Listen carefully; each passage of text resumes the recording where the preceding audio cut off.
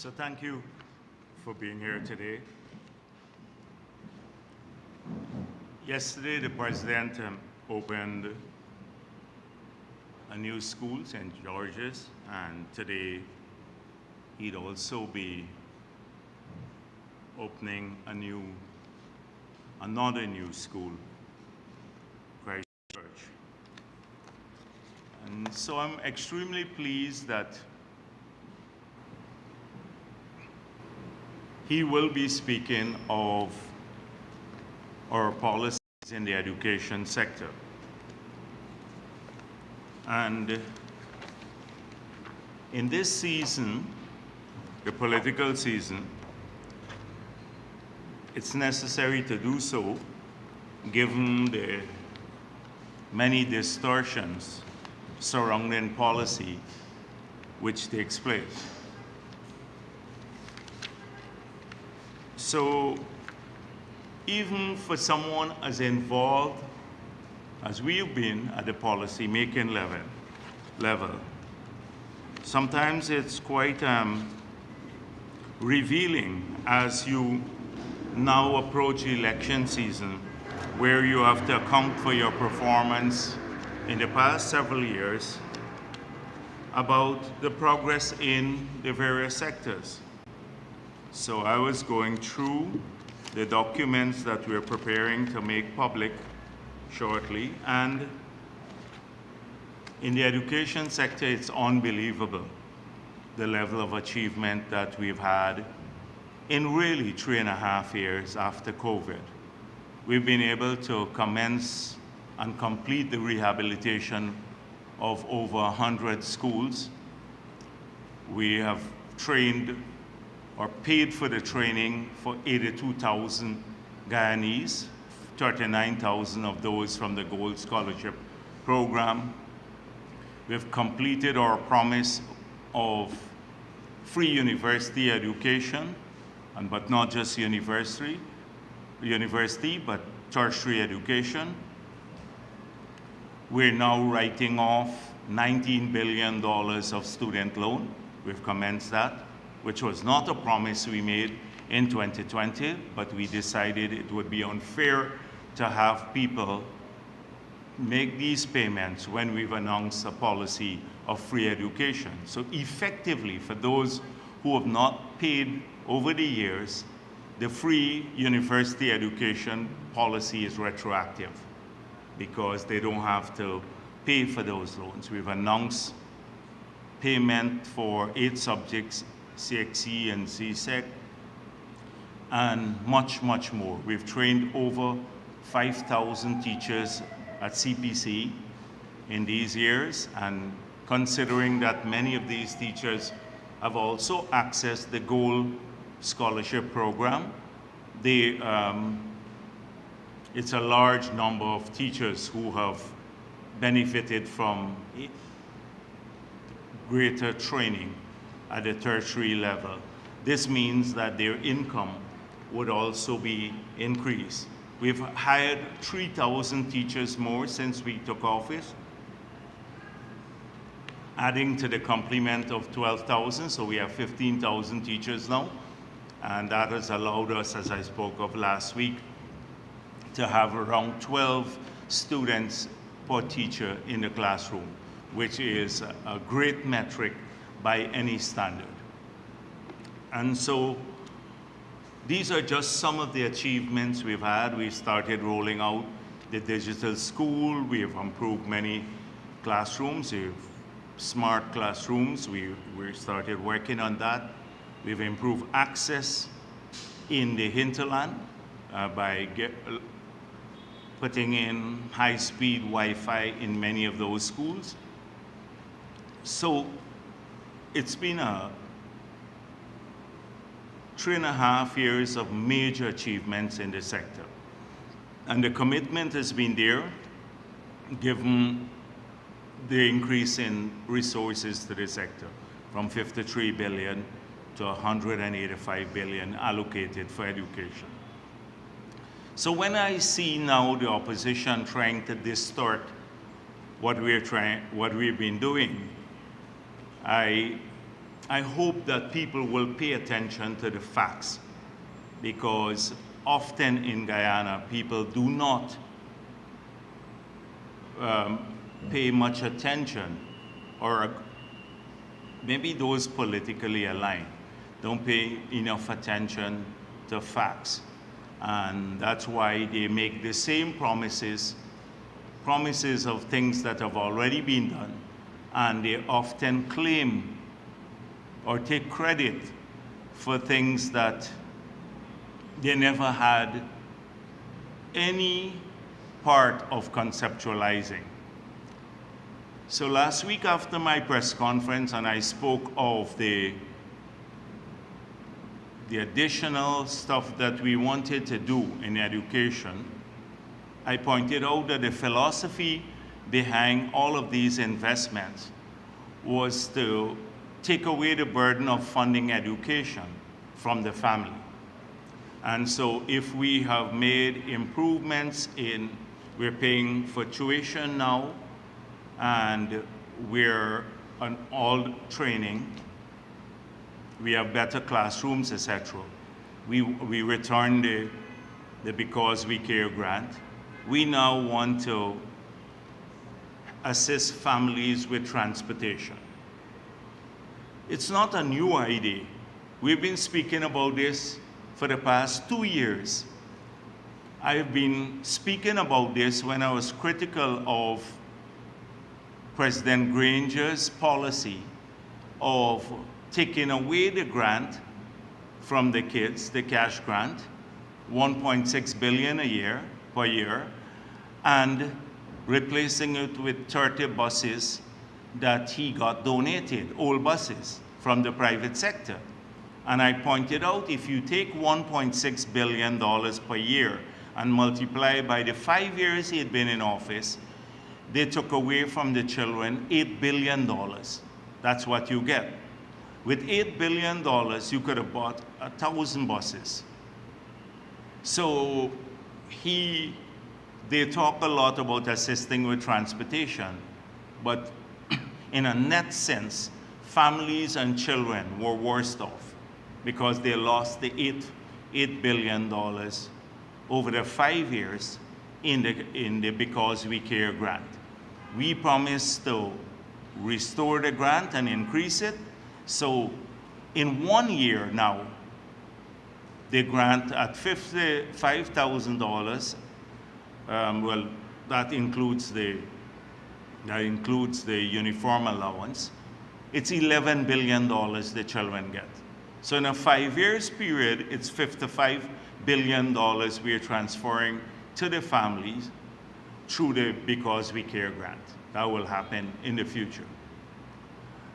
But that's not all. We said, in addition to the Because the Care grant, we want to introduce now, consistent with what we have said before, years back, that we now want to assist with transportation. And that's why we are going to introduce a transportation grant on top of the Because We Care grant, which in itself will increase, so that we can help families or assist them in funding transportation.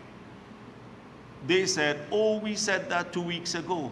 They're clueless, because we've been talking about this for the past 2 years now, and we've been talking about the philosophy behind it, which is assisting families. And that's why we said we want to expand the hot meal and the school feeding program. So if we can assist with transportation and tuition and paying for the exams, and now with the hot meal program in school, you at every level, effectively, you're taking away the burden of funding education from the family. And so every child, regardless of the family's level of income, they're poor or not, they'll be given equal opportunities. And consistent with what I spoke of last week too, about the move to have universal secondary education, that every child who even didn't get 50% of the mark at CSEC, not CSEC, the grade 6 exam recently, that those kids, by the time they're ready to write exams, they would all write the CXC paid for by the government, because we'd have a secondary program. Even if they go to the tops of primary, they will have a secondary program taught to them there. Unlike the period in the past when we started, when we took government, where 65% of the kids had to fail and could not write the CXC because they had to go to community high schools or the tops of primary that never offered the CXC. So only 35% of the children who took the common entrance at that time could have gone on to write CXC. And you know, with CXC, you can either get a job or go on to tertiary learning. So we were one exam at the tender age of 10, 11. That examination was the determinant of the future of that child. Now we have moved away from that. So I was surprised to see they said, oh, we're stealing the idea of the transport grant from them. But this comes from people who don't read, who don't follow anything. So when they say something, they fall in love with what they say. They think it's original thought. And that's why we've seen, like some young woman, Nakisha Sinclair, saying she had to write the thing for Nigel Hughes, his manifesto that they're speaking of. And APNU has been putting our programs into AI with a command to rewrite them so that it looks original.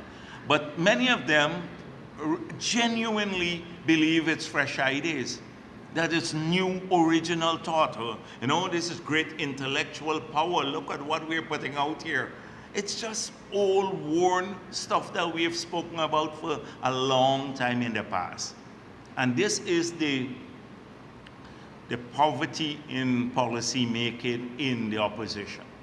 They have no plan for and they never had plans in the past, and they had no plan for the future. They have very little accomplishment. So this brings me to, having said all of that, that they should read a bit more. So I think it was a few days ago that the president opened the Ogle bypass. And this has generated some controversy. Patterson said, oh, we've downgraded the project because Edgehill said that the project would have cost under APNU twice as much. So I then saw several stories, including the one from News Source. It says here, Chairman of the AFC and former Minister of Public Infrastructure, David Patterson, said to suggest that the recently commissioned 133.8 Ogle to Eccles Highway is the same project that was conceptualized by APNU AFC government with an estimated cost of $275 million.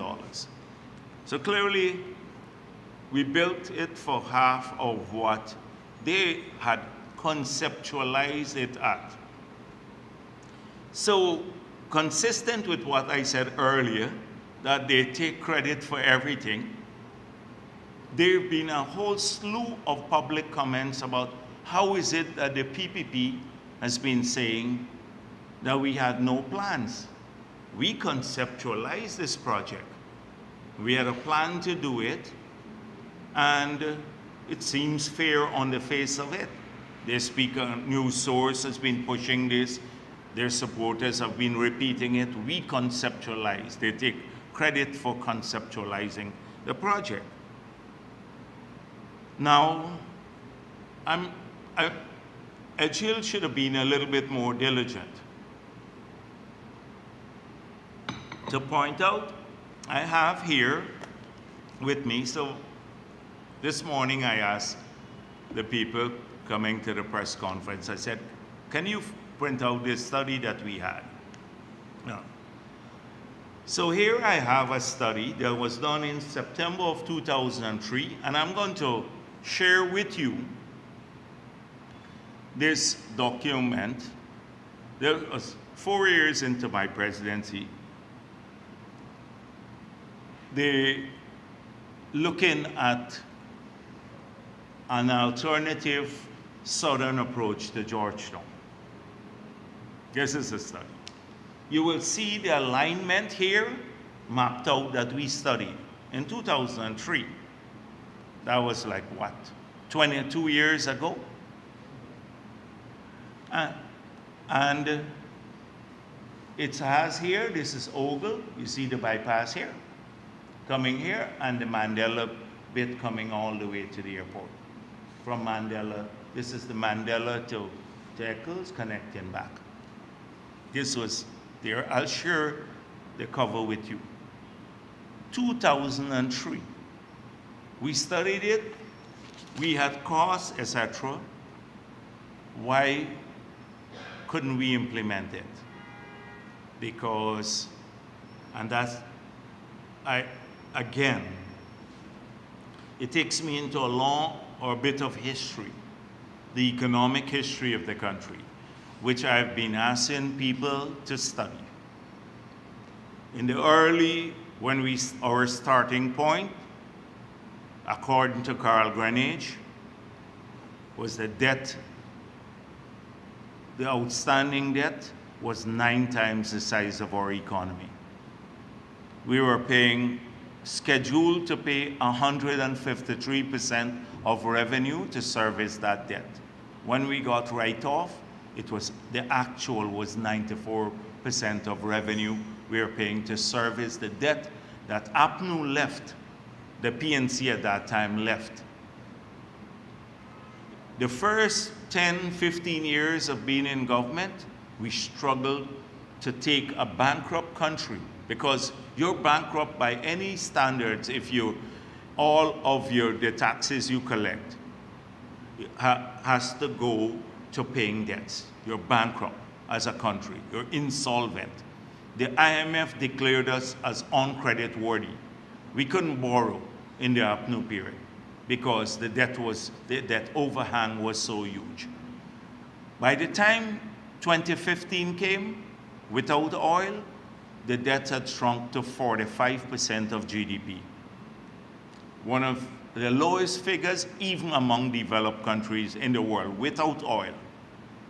And we were using 10% of revenue, down from 153% or 94% actual of revenue to service that debt. But it took us some time to get there.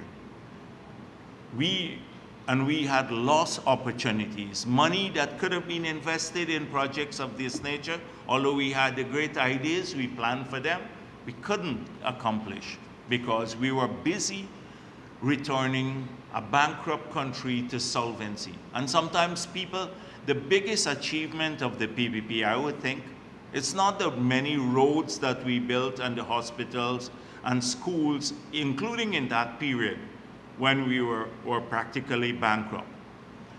It was taking a bankrupt country and returning it to solvency.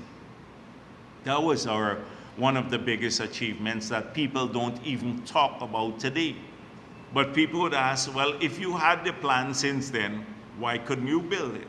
It was just that we had to do the essentials, because remember, this was a new project. But in the same period, it took you 3 hours from Georgetown to get to the airport because the potholes used to be like 4 feet deep in front of the central bank.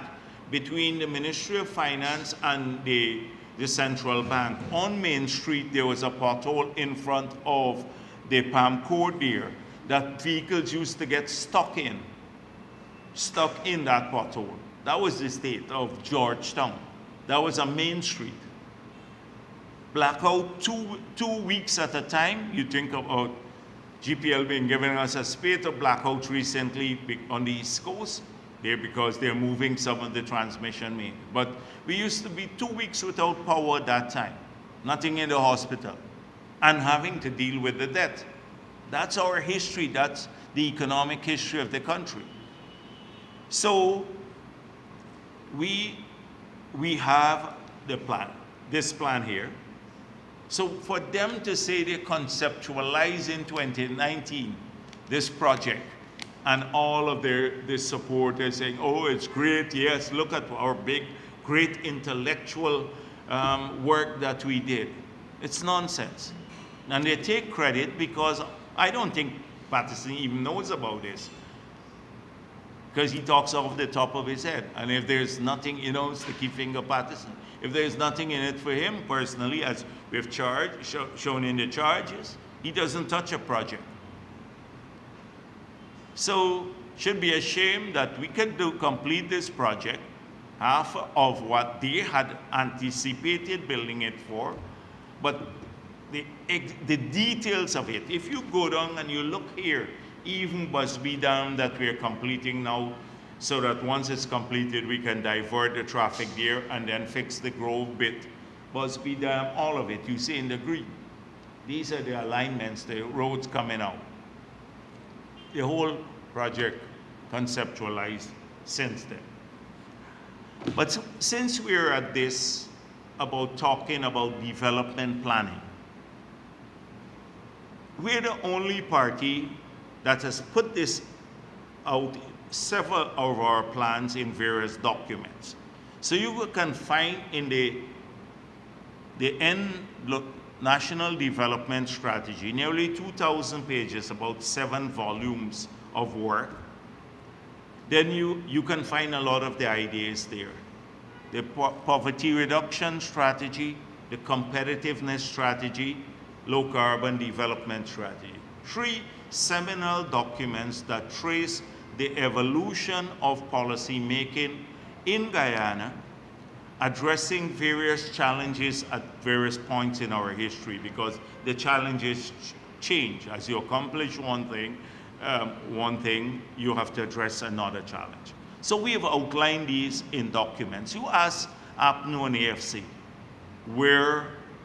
what document you can point to that would say ground their vision in.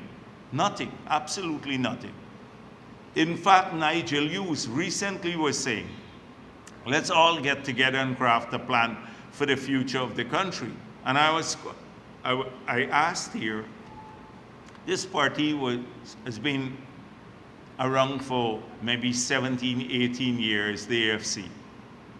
And now you don't even have a plan. Now you were in government and you still don't have a plan. At least talk about the elements of what you already have. So I want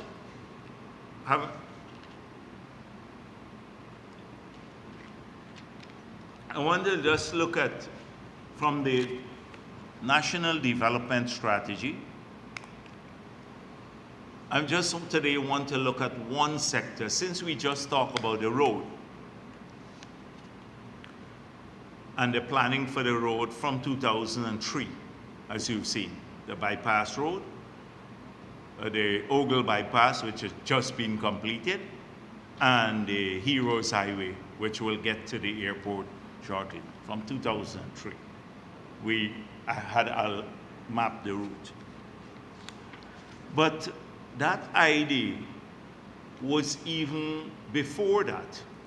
The idea of doing this came. So in 1996, I handed over to Chedi Jagan several volumes of the National Development Strategy. I was Minister of Finance, and I was tasked by Chedi Jagan to work and produce that document, along with members of the government and civil society. We included civil society.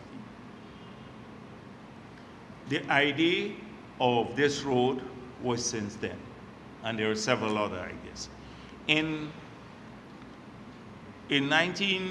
Just thereafter, we were trying to get the entire parliament to discuss the National Development Strategy and adopt it. We went to a conference in Atlanta with Desmond Hoyt, Dr. Jagger and myself, Desmond Hoyt, to talk about how we can work together to collaborate around national issues.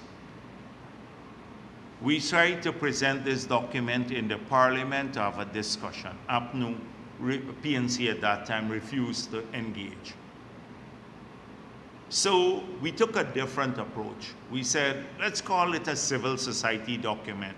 Take the original document and invite people from civil society to be part of refashioning the document. So maybe if it doesn't say PPP civic, they will accept it.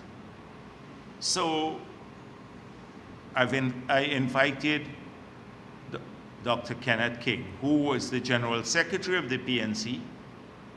He was one of the persons who was instrumental in working on this. He subsequently became the ambassador to Brussels, Guyana's ambassador to Brussels when I was president.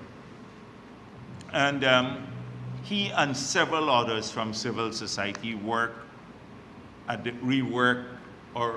with us to refashion the document with the hope that if we gave it a different name, the PNC would engage. They never did engage. But I want to show you, since 1996, and then in the refashioned document, which was completed in about May 1999, I became president in August of 1999, May 1999. It was completed when I was Minister of Finance, and then it was published in November of 2000, so after I became president. And in this document here, it speaks about exploring the rail link once again. So I see people say, oh, we talk about rail. We've been talking about rail and a light rail and a tram system for ages, decades. I want to read some, just little bits. A new highway between Georgetown and Sault Dyke will be constructed. This was from 1999. So even before we did this study in 2003, the idea was there to do it.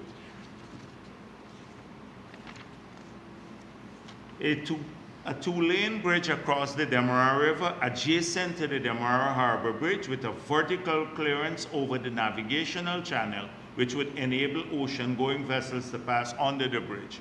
This new bridge will be connected to the East Bank Demerara Highway and the West Bank Demerara Road. It will replace the Demerara Harbor Bridge. This was 1999.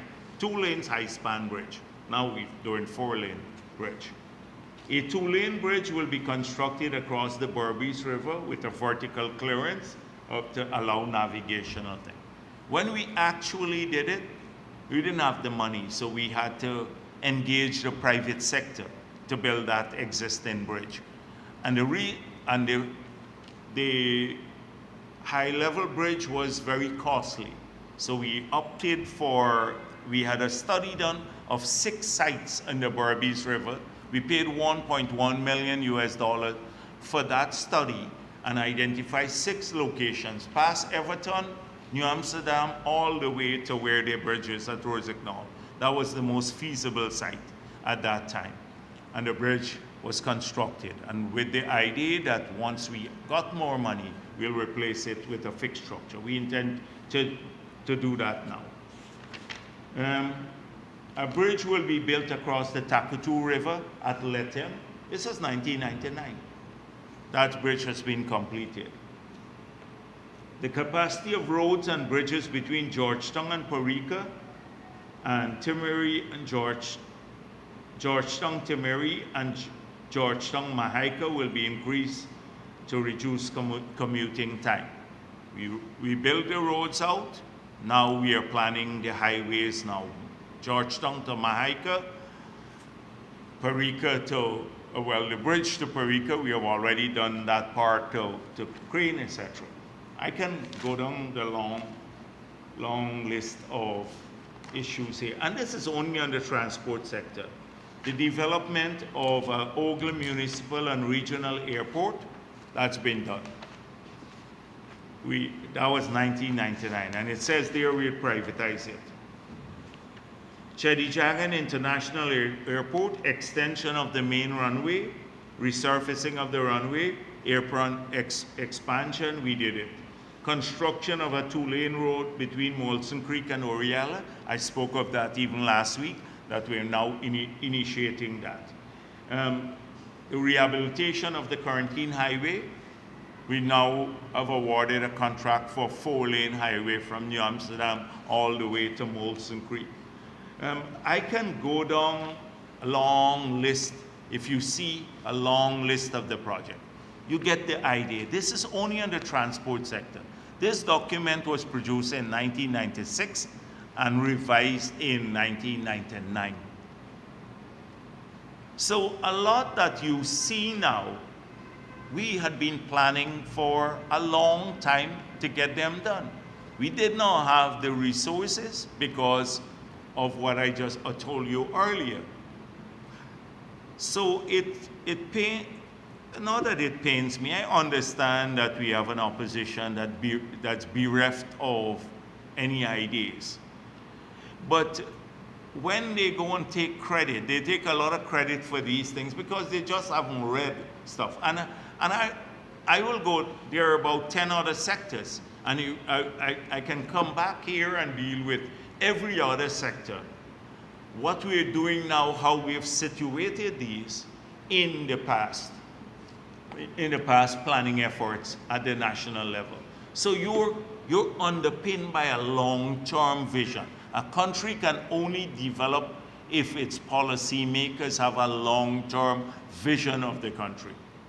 And they match that, they accomplish it by matching the resources they have to ensure that you don't damage public finances. So in spite of us funding all of these things now and accomplishing what we've set out to do years ago, our public finances are the strongest they've ever been because the debt to GDP ratio now has fallen to less than 16%.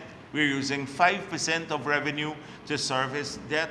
Our revenue has grown considerably, so our public finances are stronger, although we have this massive infrastructure rollout that's transforming our country in every area. And we're doing this in a very deliberate, thoughtful way.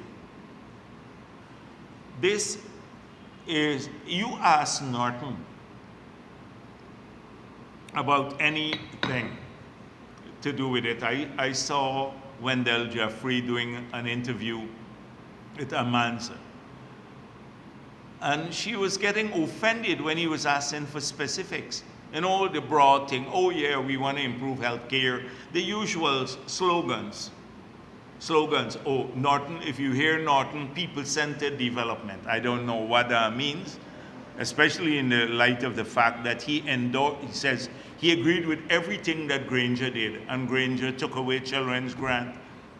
Granger took away the free water from the pensioners.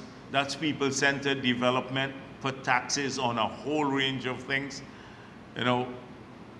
So he agreed with him totally, but he's all for people-centered development. Slogans. She was hard-pressed, and none of the others can't give details. They either farm out the work or operate through sloganeering. So this is something that is crucial. When people make choices around elections, they make choices surrounding a party that will look at sustainability, not a party that comes and says, I'm going to give you everything, and then if you cost what they're promising alone, it's more money than we have in the treasury. and that we will have for the next 10 years. That's what they're promising. You will not only damage public finances, but they have no intention of implementing the promises. It's because it's just an election gimmick for them. And I can also take you to the other documents. That's only the LOCAR, that's only the NDS. The poverty reduction strategy focused heavily on assisting people. Housing, we determined that keeping water rates constant or lower, electricity, getting people housing and a good quality education, and not having them to pay for health care, were the key investments a government needed to make to ensure that people have the opportunity to grow out of poverty. Those were the objectives. And look at the investments by the PPP. Look at in the past few years of even since we got back into office, people talk about cost of living increase, but electricity prices didn't go up in spite of the fact that fuel prices went up significantly globally. Water rates did not go up. Internet rates actually came down. Mortgage rates came down because of large concessions to the bank. And we've invested in education and healthcare, removing the cost of healthcare and education from people so that their disposable income could be used to accumulate wealth and grow. That is consistent. The philosophy is there, and that guided our creation of the poverty reduction strategy. Then the competitiveness strategy was to we started off with no private sector. Under the PNC, the private sector was destroyed in this country. We had to incubate a domestic private sector and create the incentive regime for them, which we did. Focus on the things that matter most to the private sector, and look at what has happened today. The opportunities abound, and we see private sector in a very diverse way. Look at two major opportunities we've had. There are hundreds of them.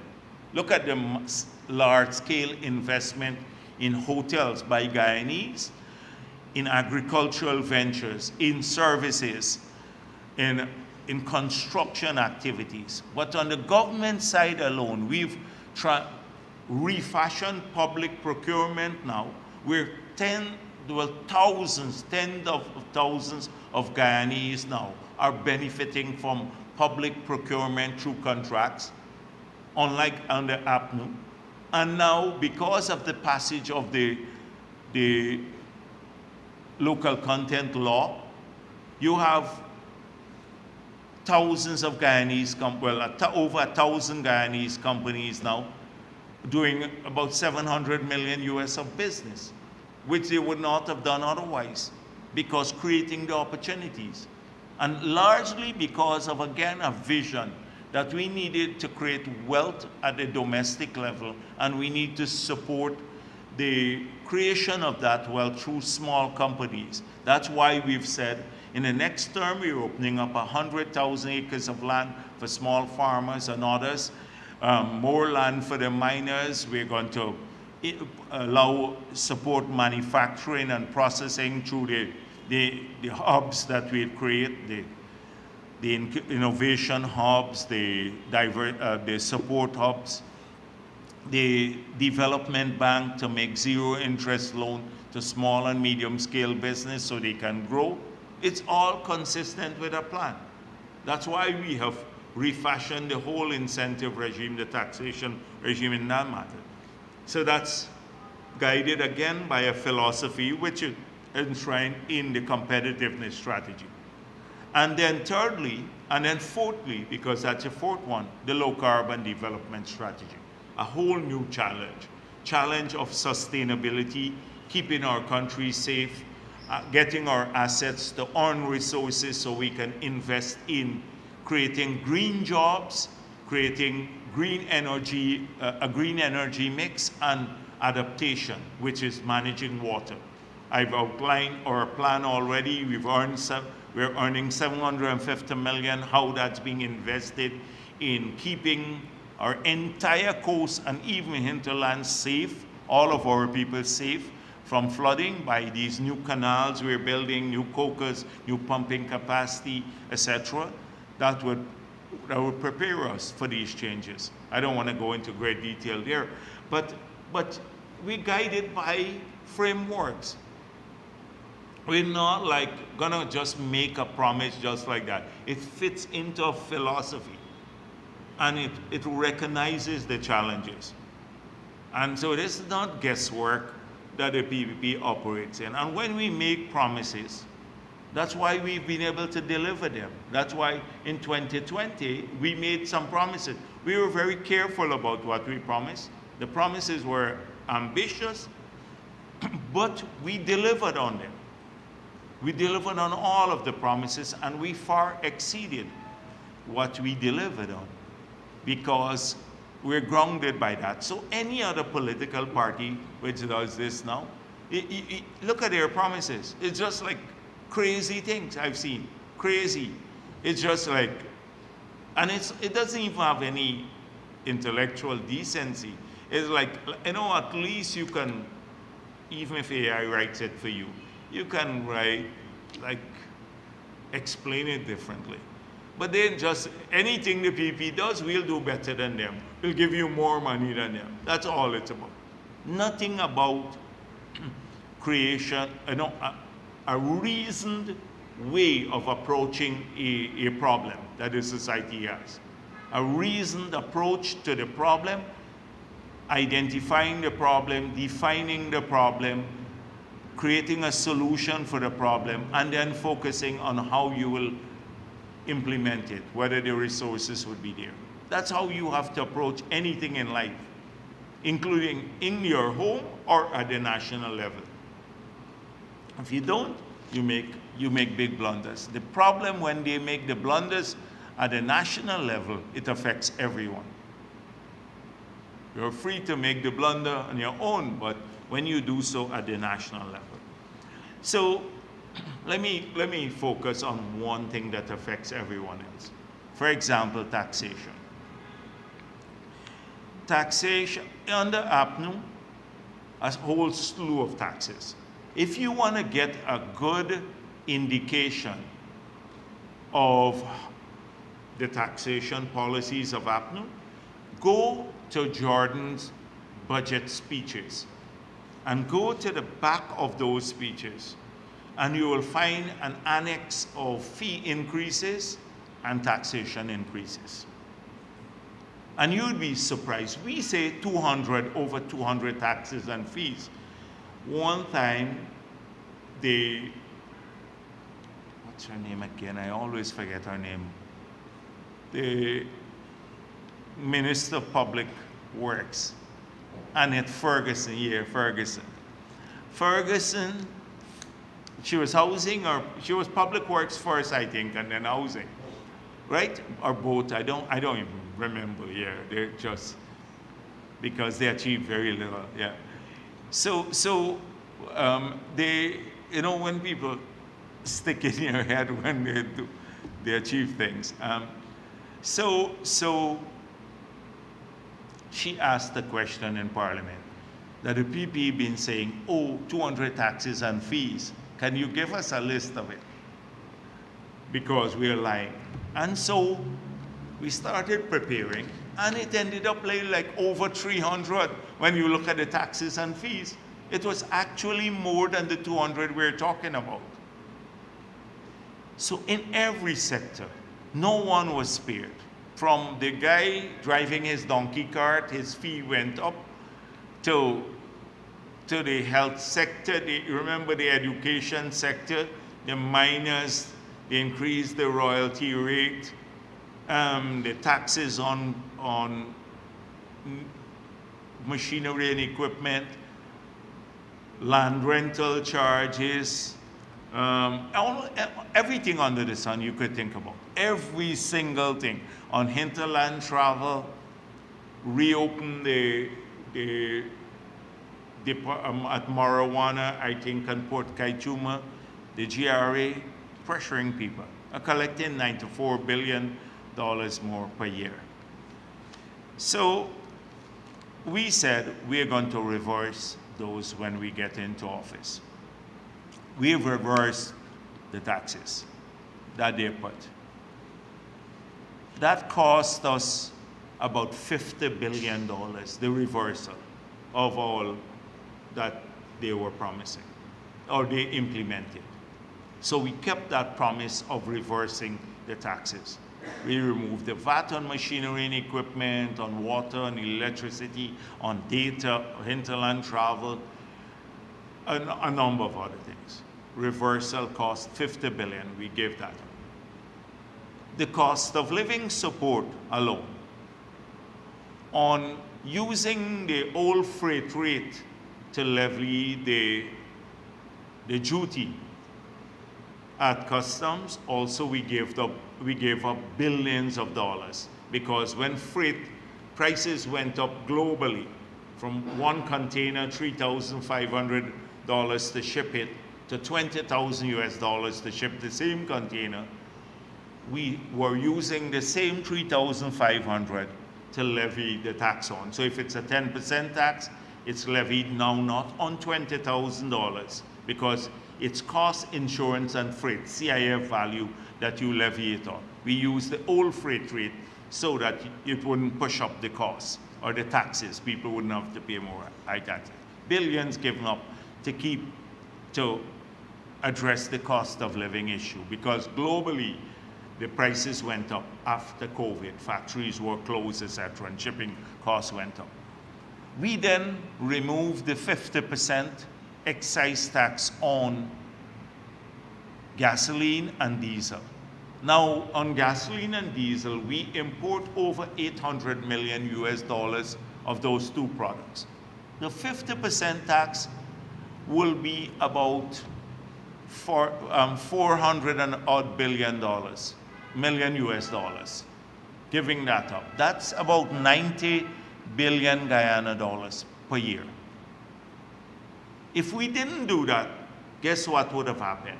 That every time you go to the pump to buy a gallon of gasoline, you would have had to pay between $500 to $600 more per gallon of gasoline every time you buy a gallon.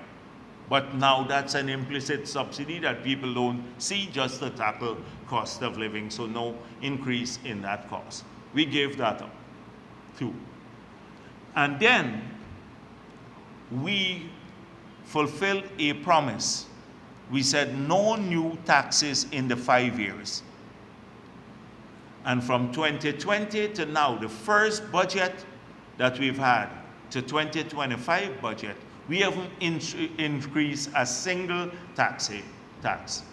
We have not increased a single tax. You check the budget. I confirmed that again with Ashley today.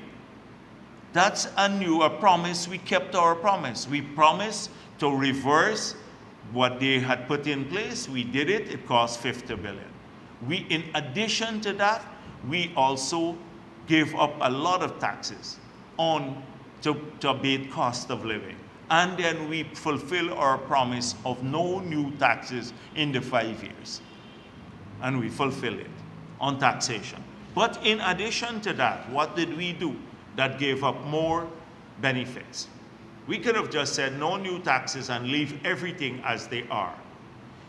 We dropped the income tax rate, the personal income tax rate, from 28% to 25%, and from 40% to 35%. Now you remember Upnote carried those rates up. So we dropped the income tax rate for personal tax payment, apart from no new taxes. So all Guyanese would benefit. So more than 100,000 persons will benefit from this. We increased the threshold for not paying taxes from $65,000 to $130,000 per month. So under APNUM, if you were earning $66,000 per month, you started paying taxes. Now, under our government, if you earn below 130,000, you don't pay taxes. That has benefited thousands of people more. So we doubled the threshold and gave up revenue there. So we have introduced tax credits for several things. Insurance and life premium. If you're paying, you take out an insurance, etc., you can deduct it. We have now introduced an allowance for children up to for $10,000 per month that is deductible. Two kids if you have. So that's up to $20,000 a month. You can add to the non-taxable threshold to not pay taxes. We have made up to $50,000 of overtime per month tax-free. So you add that to the $130,000.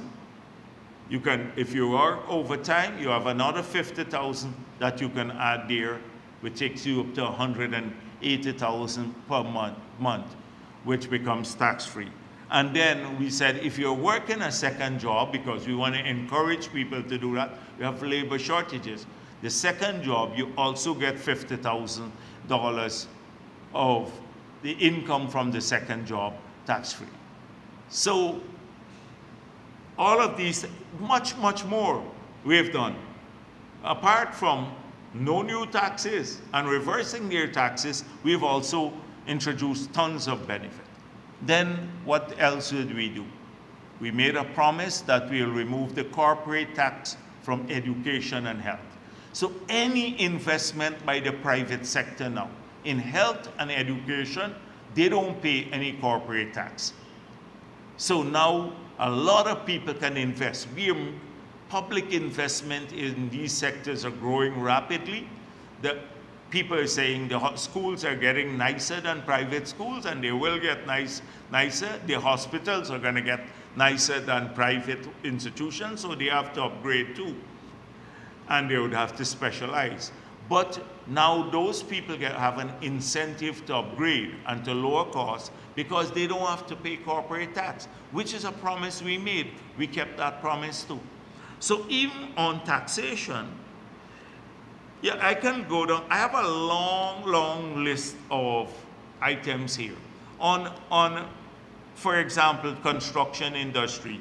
We removed the VAT on building cement, sheetrock, concrete board, on a lot of construction material coming in. We removed the VAT because if you're selling a residential home in properties, you have to pay VAT. We removed that. That would allow the lowering of costs to people. Cell phones, all those things that had VAT on them, we remove all of these things. So the miners are pleased. We reduced the tributor. We removed the tributors tax that was affecting them badly, that upward increase. We took it down to zero. The royalty rate was on a sliding scale. We reduced it further. So and then we reduced taxes on a whole range of vehicles. We removed taxes on ATV and a whole other things. All of these were done. So if you talk about taxation policy alone, compared to what APNU did, they just came into office, promised reduced taxes, ended up increasing taxes on everything. We promised to reverse their hardship taxes. We did so. We promised no new taxes. We did so. And then in addition to that, we remove all these taxes. I can go down every sector I can do this with. We have a story to tell in every sector. And it's a story of fulfillment of promises and a vision. The vision is that you cannot love the productive sector and then tax machinery and equipment that they use in the sector. You can't want manufacturing and then put a VAT on the factory that the people import to create jobs and to expand manufacturing. That I don't know what philosophy was driving APNU. What philosophy drove them to put taxes on basic food items? that were not there before, if they were so concerned about poverty. So that's on taxation. And all of this is just to talk a bit about the differences between the contesting parties. So which party now, last week I dealt with the experience, that none of the candidates vying on the other side has the experience of a Neil Frenali or a Mark Phillips. None of them. And it will take them a very, very long time, given their mindset, to get the experience of these two gentlemen. And so I just wanted, maybe I should deal a bit with that first. So what this week struck, something struck me a lot, and maybe I deal with this one first.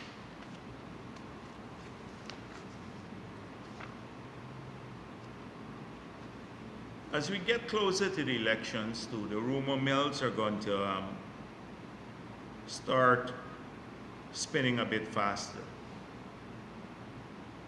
And what is still shocking to me is that how an unsubstantiated rumor coming from a suspect source can get even right-thinking people to give it serious consideration. So, you know that APNU is in crisis now. AFC is in crisis too. The opposition is in crisis. They have sought to come together, not around policy, but around sharing positions that they haven't even won as yet. It's a big disrespect to the electorate. They're sharing seats that they have not won as yet. You know, you get 65, I get 35, 25, etc. They've even gone beyond sharing seats in the parliament to cabinet positions, state boards, how many state boards they will get, etc. Which party persons would be running state boards, etc. I've heard 2 persons gave donations to the PNC and they said they want to, if they get in, they want to run lands and survey board. So that's what they were negotiating around. You know, the ill-fated negotiations. But clearly they understand, because they're not stupid people. They understand what is staring them in the face, which is a defeat. And they're panicked about it. They're terrified. They're fearful. In fact, the fear has led to panic disorder in their camp. I think you had a psychotic break. They're suffering from psychosis now. So psychosis is really when you can't differentiate from what is real and what is fiction. So they have and all of this is playing out every day. And it comes out in various forms. The belligerence, the bravado, the magnitude and the frequency of the lies that they tell. So, what is happening in their camp, they're trying to project onto the PPP. So Sherrod Duncan and the others have been doing this. Sherrod Duncan and the others are fearful, like he, extremely fearful person. He jumped from one party that he thought was useless into another useless camp. And by now, I think he is recognized that none of them have a chance of winning the elections. So he is really in full panic mode. The psychosis is visible in his behavior. So he comes up with this fiction, that there's a break in the PPP camp. And that we are panicked that they wanted the elections to be on the 1st of September. But they're going to lose the elections, if it's held on the 1st of September. And that our poll show this. Now, if we have a poll, you think Sherrod Duncan would ever see the results of our poll? He can't even get app news. Anyhow, he likes to talk about poll. Yeah, right. So Sherrod Duncan has been spreading all of these rumors. So he said, we're replacing Mark Phillips now with H. Hill. And I saw Big Smith News carrying that. A number of our supporters, and you guys are going to be really stupid too. I can talk that way to our supporters, carrying this stupidity. Because you know that anything they say is a lie. Credible source is the least credible source in the country. It's Sherrod Duncan and his madness. And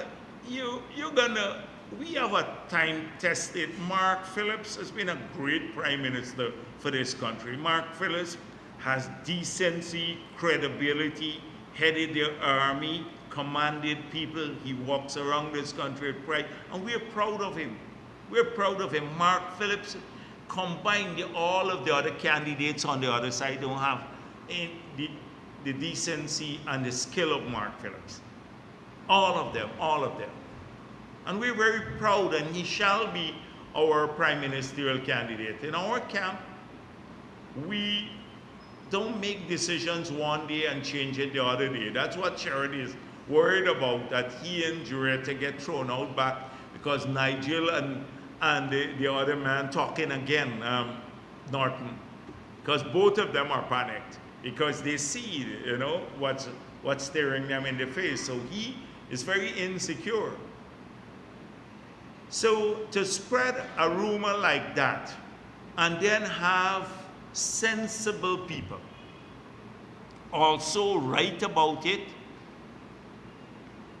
and raise it as a concern just shows the influence of stupidity on people's mind.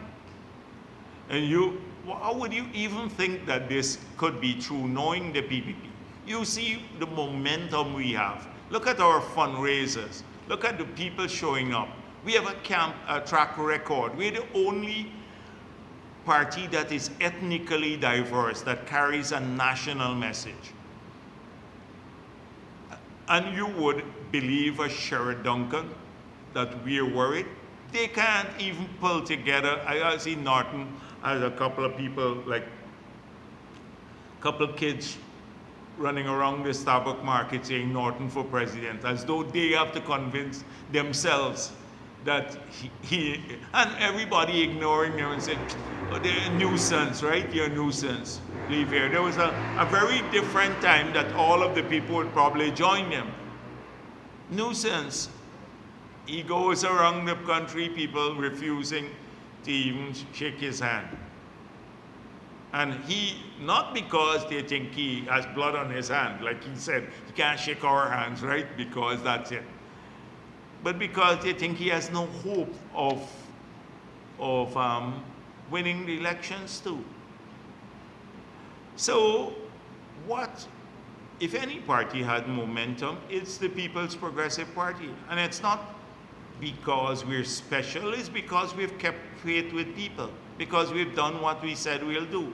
And people recognize that their lives are changing for the better. And with our plans, everyone will be able to achieve their dreams. They will get support to do that. And that we're working for all of Guyana, regardless of your race or religion or gender. That's what they recognize about us. That's what's so special about us. On the other hand, they're all about race. So, like Deron Adams kind of repeat this. You see the whole thing, because he's panicking Linden itself. I know how the momentum we have in that area, the high spirit among our activists in the area. They have high spirit. They're working every day on the ground, unsolicited. They're going around talking to people. I can put together 1,000 volunteers to look at the activity at the convention center. We had like 800 to 1,000 volunteers just to be ushers and to get back the chairs and to get people fed, because it's thousands of people who came to a dinner.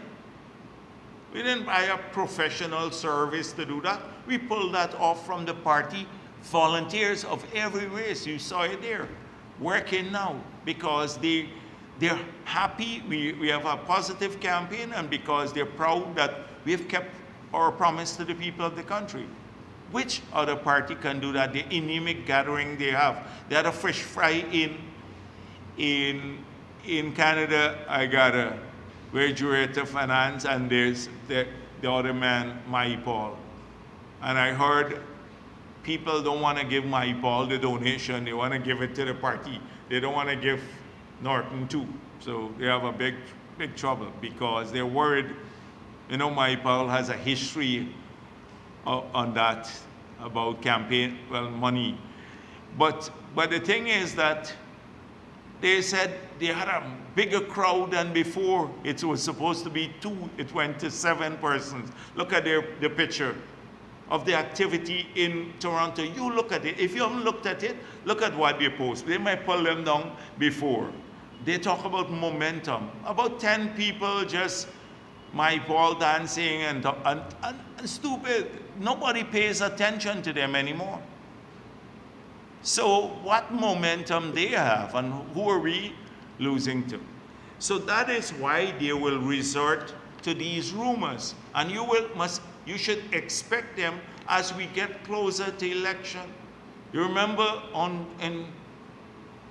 the election day in local government election, they were spreading rumors about the boulevard, how we were selling out people land, telling the vendors in Georgetown we'll throw them off the street if we won the elections. Rumor mill. And these racist, having said that, let me say, I need to give a shout out to my friend Burke too. I haven't spoken about him a long time. So last week I said, you know, the criminal charges are, well, he's guilty of criminal conduct. He's extorting businessmen. So normally he gets all hot under the collar and runs on the social media immediately the same day to respond to me, a long 2-hour response.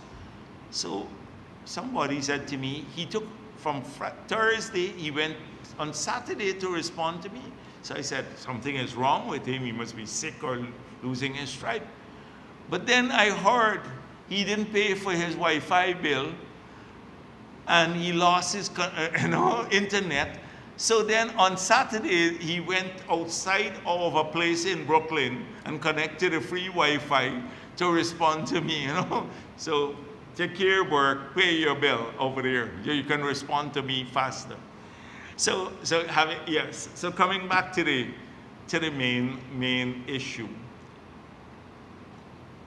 All of them will go into overdrive as we get closer to elections. The rumors, they would spread like this one, the stupid thing that we were replacing Mark Phillips now as the presidential, the prime ministerial candidate because we're worried about losing the elections. Mark is an asset to this party. Mark brings great credibility to our list and to our ticket. He combined with President Ali, they have experience and the skill to lead this country compared to anyone else. So I just want people not to be misled by these rumors, particularly a couple of people who contacted me from the party. By now you should know that these are app news sites that will say anything. Let them give the people who believe them the Kool-Aid, because they've done that to their supporters all the time. Lie to them over and over and over.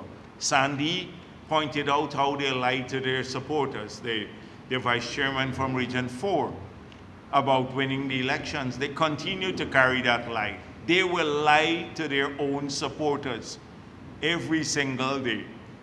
And please don't get sucked into that sort of politics. So I saw Norton saying Granger will never endorse PPP. Jagdeo going mad. Now, I want to read you what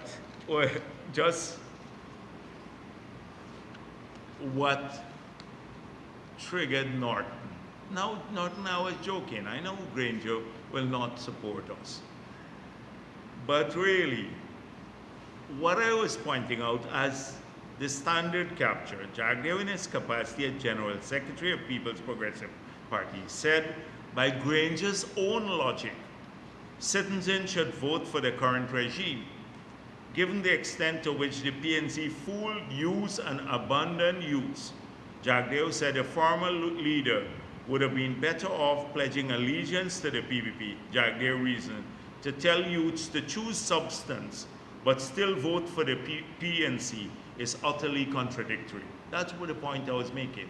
Granger said to young people, support the PNC. And then in the same breath he said, choose substance over rhetoric. So it's contradictory. How can you tell young people to choose substance over rhetoric and then tell them in the same breath to support the PNC? And if you want to talk about how the PNC has treated young people, listen to people who campaign hard for them. The same vice chairman from Region 4 campaigned hard for them, was in the leadership, they got excluded. Listen to James Bond, was one of the most avid campaigners among young people for the PNC in the period before they got into office. You listen to his experience, exclusion. Listen to Tandai McAllister. Don't have to listen to the PPP. These are people who work diligently for their victory in 2015, who told young people on their behalf that they will be given opportunities, they would play an important role in the government. All of that was false. They were lying to young people. I remember Dalrymple. This was a strong PNC family their whole life. And we were talking, because in opposition, this family, and they said to me, we made promises to a lot of young people that live in the Camberville area. We told them they're going to get jobs, going to get assistance, you know, for all sorts of ventures. And we're ashamed now to go back to those young people. They're sort of like 2 years into the government, because we can't even ourselves, we were working with these people side by side. We can't even get access to them. They're so aloof. They don't take a call, they don't listen to anybody, and all they're about are themselves and their families. Like we have seen, the friends and family, who got the land, who got the scholarship. It's the ministers and their families who got the contracts, Cathy used her own company, etc. They didn't care anything about helping those people.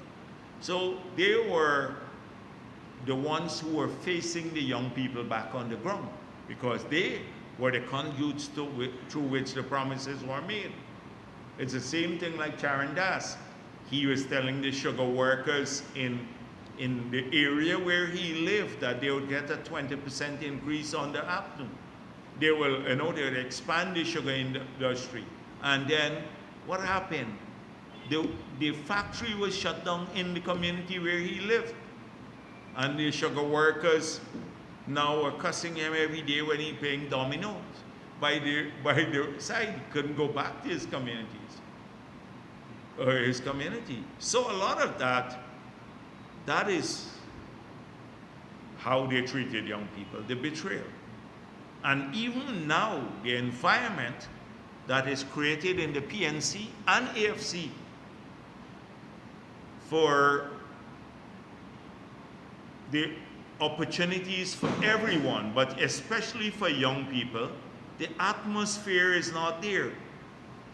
The dictatorial leadership. So I saw Figueroa resigning, and all of the other people, young people who resigned, Tandai, James Bond, Sandy, a whole range from the PNC, including the regional chairman for, and they all, and so now the latest is Figueroa. And Figueroa said that no vision, no leadership. He said that he's upset with the racism in the party and also the movement away from age-old principles. When Norton could politicize the sovereignty of Guyana by walking out on a motion that would lend solidarity to our country in the face of Venezuela's aggression, he took foreign policy to a new low. And so the vindictive internal politics within the AFC and the PNC, the visionless racist policies internally, the unilateral decision making within the party is driving people away. And apparently that is the same thing that Juretta Finance and Sherrod Duncan and the others claim that happened within the AFC, and I see they've had other young people leaving them too.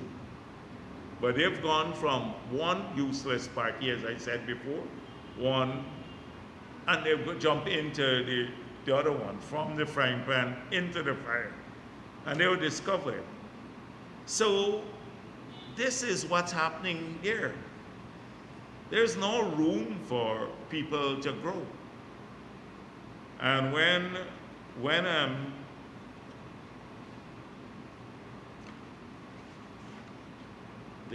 what's her name again? I didn't sleep much. From Berbice, the main activist from Region 5. She's in charge of policy making, their chief scrutineer. Carol Joseph, I heard Carol Joseph is the chief policy maker.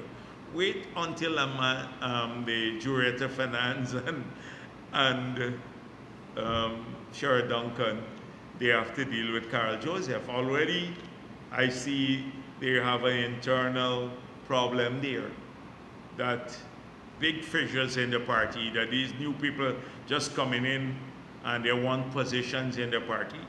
Watch what will happen. Sure, Duncan is talking about cracks in the PPP. They have like fissures. They have like, what is it? I don't know. What's a bigger version of a crack? A precipice? Yes, the precipice opening up like that, a massive one, yeah. So wait until Carol Joseph gets hold of them. Then they would understand about policy making. So I've seen a lot of people walking away from the PNC, and this trend will continue. They're visionless, racist, and that's what their reasoning is being given.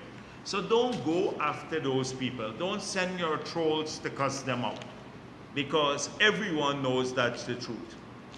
So this policy of sending the PNC people to cuss all of these people who have moved away for their own good and for the good of the country, who want to make a special contribution to the country. And we welcome a lot of people to the People's Progressive Party. Not, as I said before, because we believe that everyone should have a chance to serve the country. And we believe that people can make a contribution through the party. I just wanted to address quickly the issue of Guyana's electoral system has become susceptible to corrupt voting by foreigners, Alexander. Now, suddenly Alexander is talking about GCOM's capacity to hold free and fair elections. If there is ever a threat to holding free and fair elections to GCOM from anyone, it would be the PNC cabal that is in there. That cabal has, in the 5 months, that cabal has or sought to support the rigging, and that cabal is already seeking to undermine the preparations for the elections. They will not succeed. I'm pleased that the Carter Center is coming also to observe the elections. There'll be several observer groups, and Vincent Alexander and the others, through their worn arguments, will not be able to undermine the preparation for the elections. So he said, corrupt voting by foreigners. I don't know what he means by this. He was talking about some people, Guyanese, who, and very small numbers. It's not like a lot of people. Small numbers who have lived here for 40 years, 30 years of their lives. In some of the Amerindian villages, when a child is born in some of these villages, the child doesn't get registered. Because, if you're born in Georgetown or on the coast, then you have to fill up the form, the hospital helps you, you register the child. They're living all their lives in Guyana. Some of them are even working for the government. They don't have a birth certificate. They don't have any document to show. They're born in our country our whole life, but because their mother or father couldn't register them in a village, say in Baramita or somewhere else, they're our people. He is opposed to them. I'm not talking about people coming from Venezuela now. He's opposed to them getting their birth certificate. And not many of them are on the list. If you look at the growth in the list, it's small numbers. It's just a small number in these communities. But, for example, 37,000 people in Region 4. And in some of the outlying regions, it's 3,000, 5,000 people from 2020 to 2025. But he's opposed to that. They will make every excuse to paint the picture of that the PPP is trying to rig the elections in the future.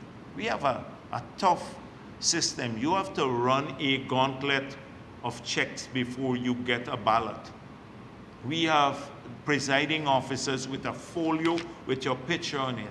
We have the polling agents of all the political parties sitting in that polling place. Some countries don't have that. They count the ballots at the place of poll. It's not electronic, it's paper. So, and you can only vote here, even if you're on the list and you're abroad, you can't vote.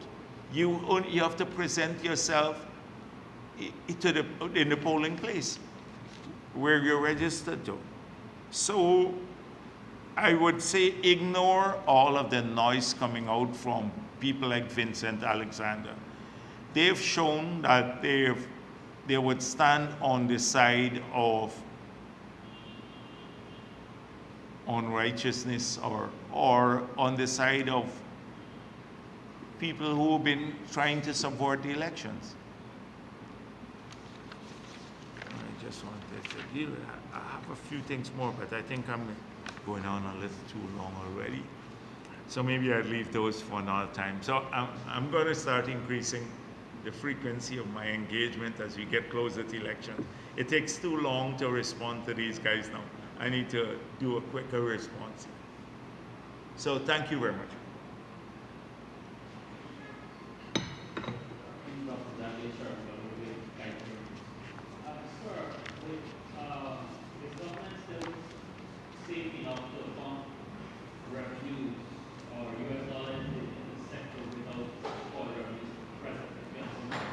Safe?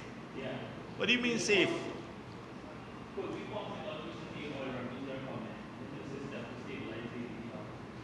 Yeah, we have a huge capacity to intervene by selling currency to the bank.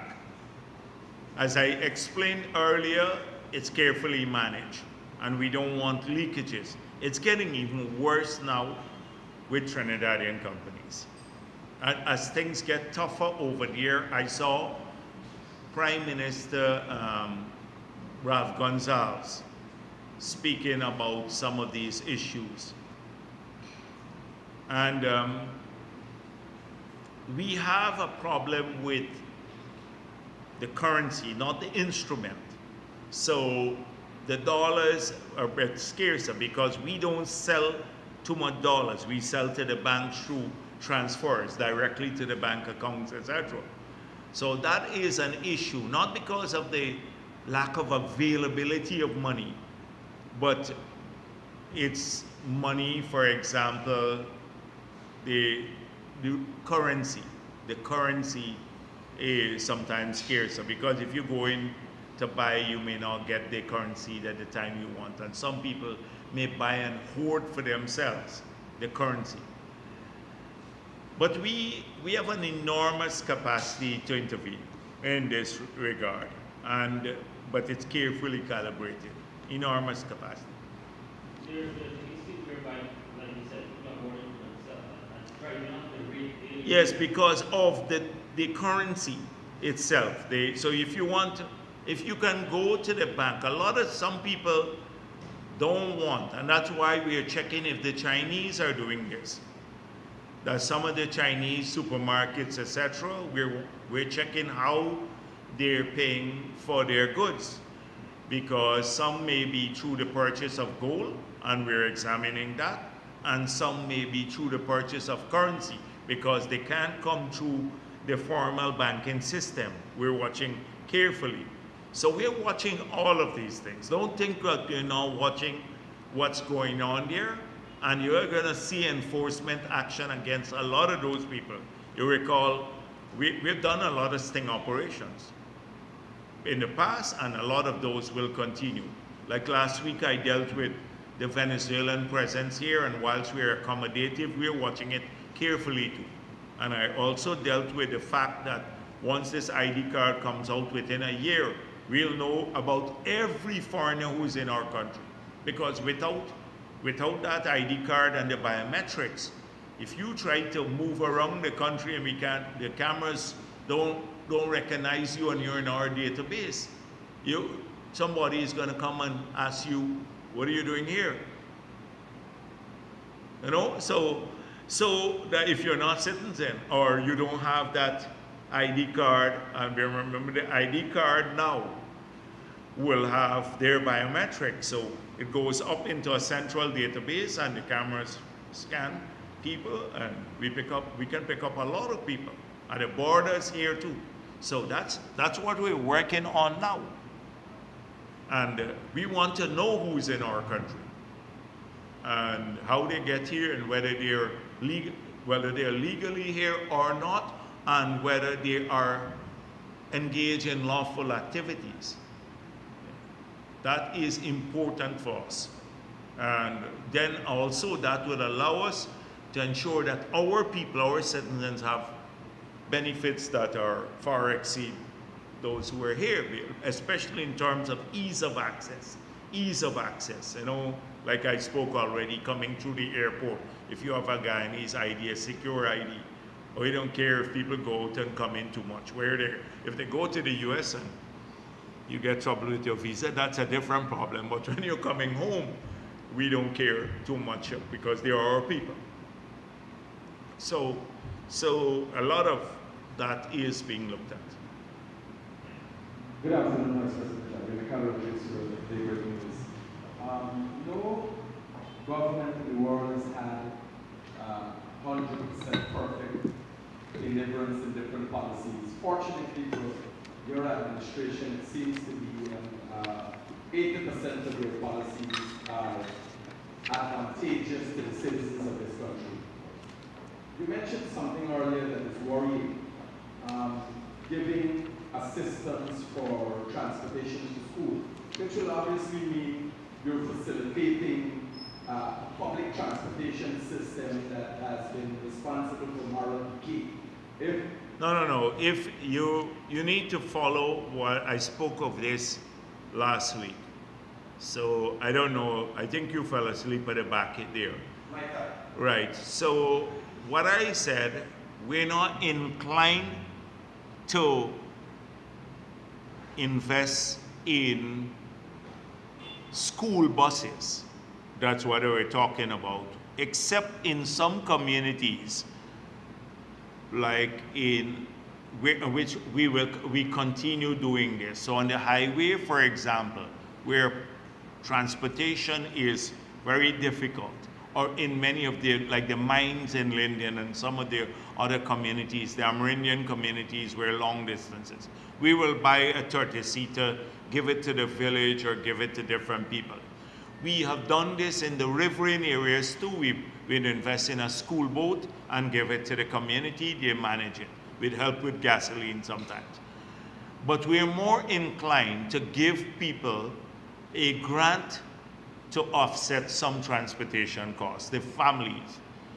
Because the moment you start taking on that, we then have to, if these drivers don't show up, we have a lot of indiscipline now. Then they crash the vehicle, cause problems, etc. Everything comes back to the state sector. And I don't think we have limited capacity to do that in the state sector. It's better not to do something that you then create problems for parents, etc. So a combination. We're not undertaking to do that because I've seen the failures. That's why it failed. All the buses get run down in the distant past. They don't show up on time. Children are waiting by the roadside for hours waiting on the school bus. So, and it doesn't show up. Or the man drives off to go and visit his girlfriend with his school bus. We're not, and we don't want to do that. We want to assist the parents to help with funding of the school kids. So that's what I'm inclined, because as I said before, we live here. We're very organic about this country. And we want to make sure that we do something that benefits some people, not to take on more burden that we can't manage. that take on a burden that we can't manage. Wouldn't it be more advantageous, Vice President Jaffe, to revamp the transportation system, public transportation system itself, that will see all Ghanaians benefiting? I spoke also, so you saw, I mentioned in the LCDS about rail and what we have done. Since when I was president, we examined that part about the rail, light rail, but from Golden Grove to Diamond, and also a tram around, an electric tram around the city. So you can move people up and down there from that corridor, which has a very populous, and then they jump off, park, and then jump onto a free electric tram, and that comes around the city and drop them off at different points.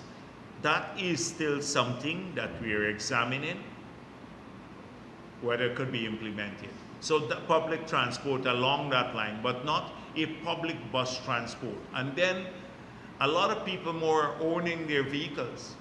I understand people are saying too much congestion on the road, so maybe public transportation should be used. But in Guyana, you have to examine also whether people are prepared to come onto public transport and park their car at home. So a lot of the feedback we got, a sentiment survey we did, is people said, no, I don't want to go and come off at a bus stop and wait again. They want to drive in their car and come to wherever they're doing business. So we did sentiment surveys already.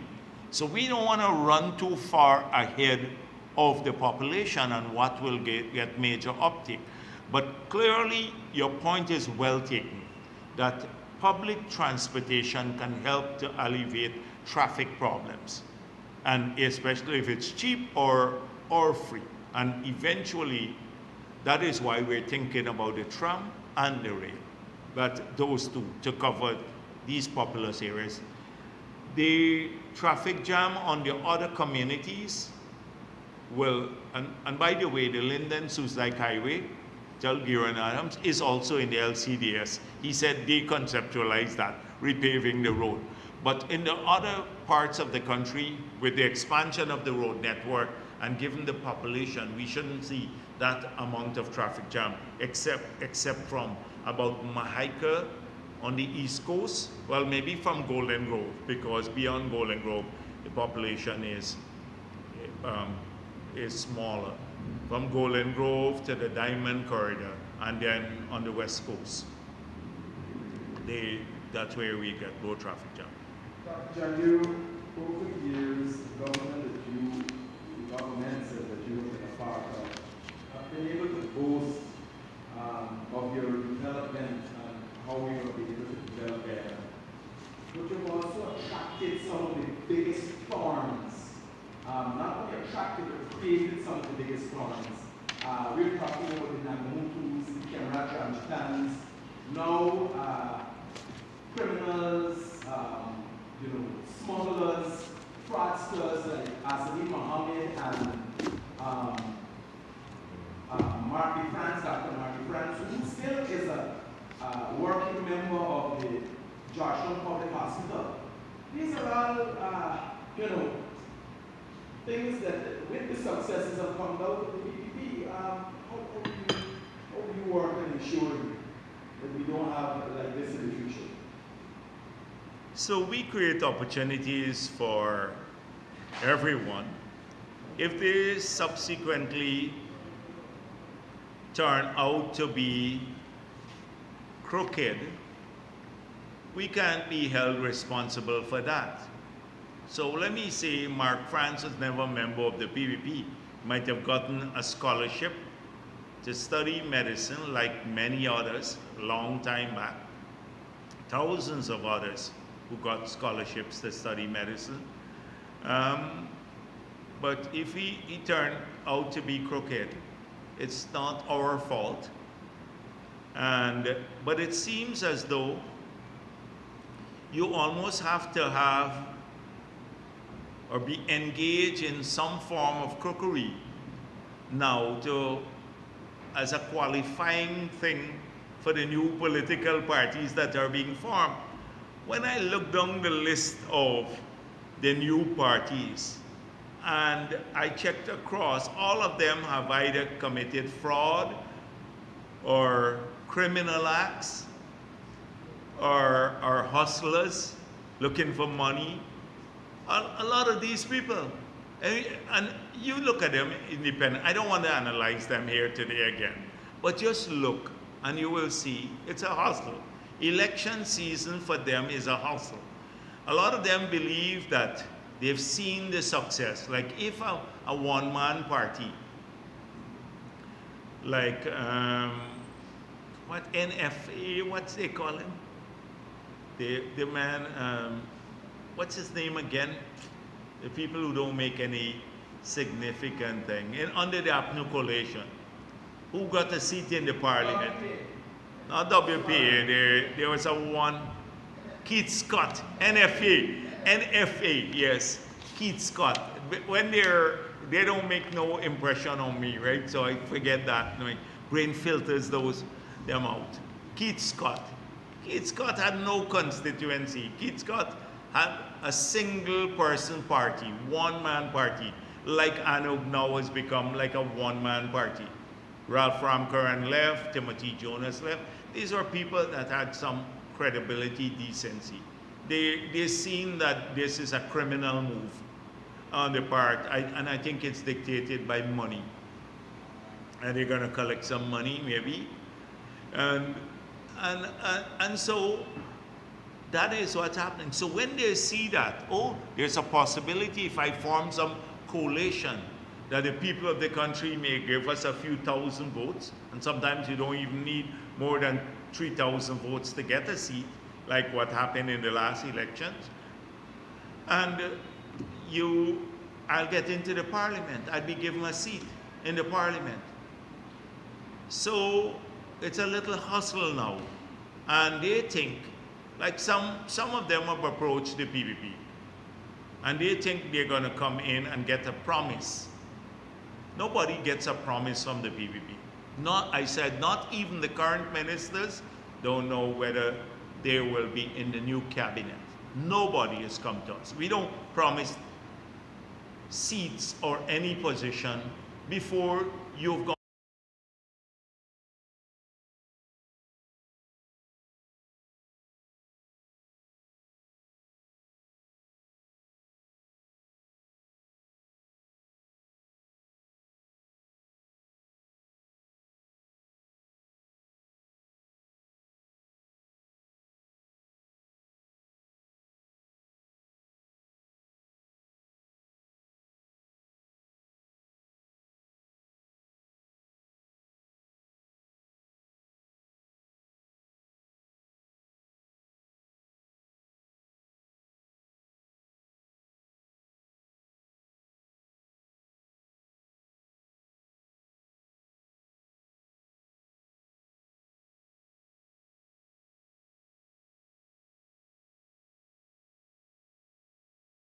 Because they believe that somehow he may cause a split in the PPP votes.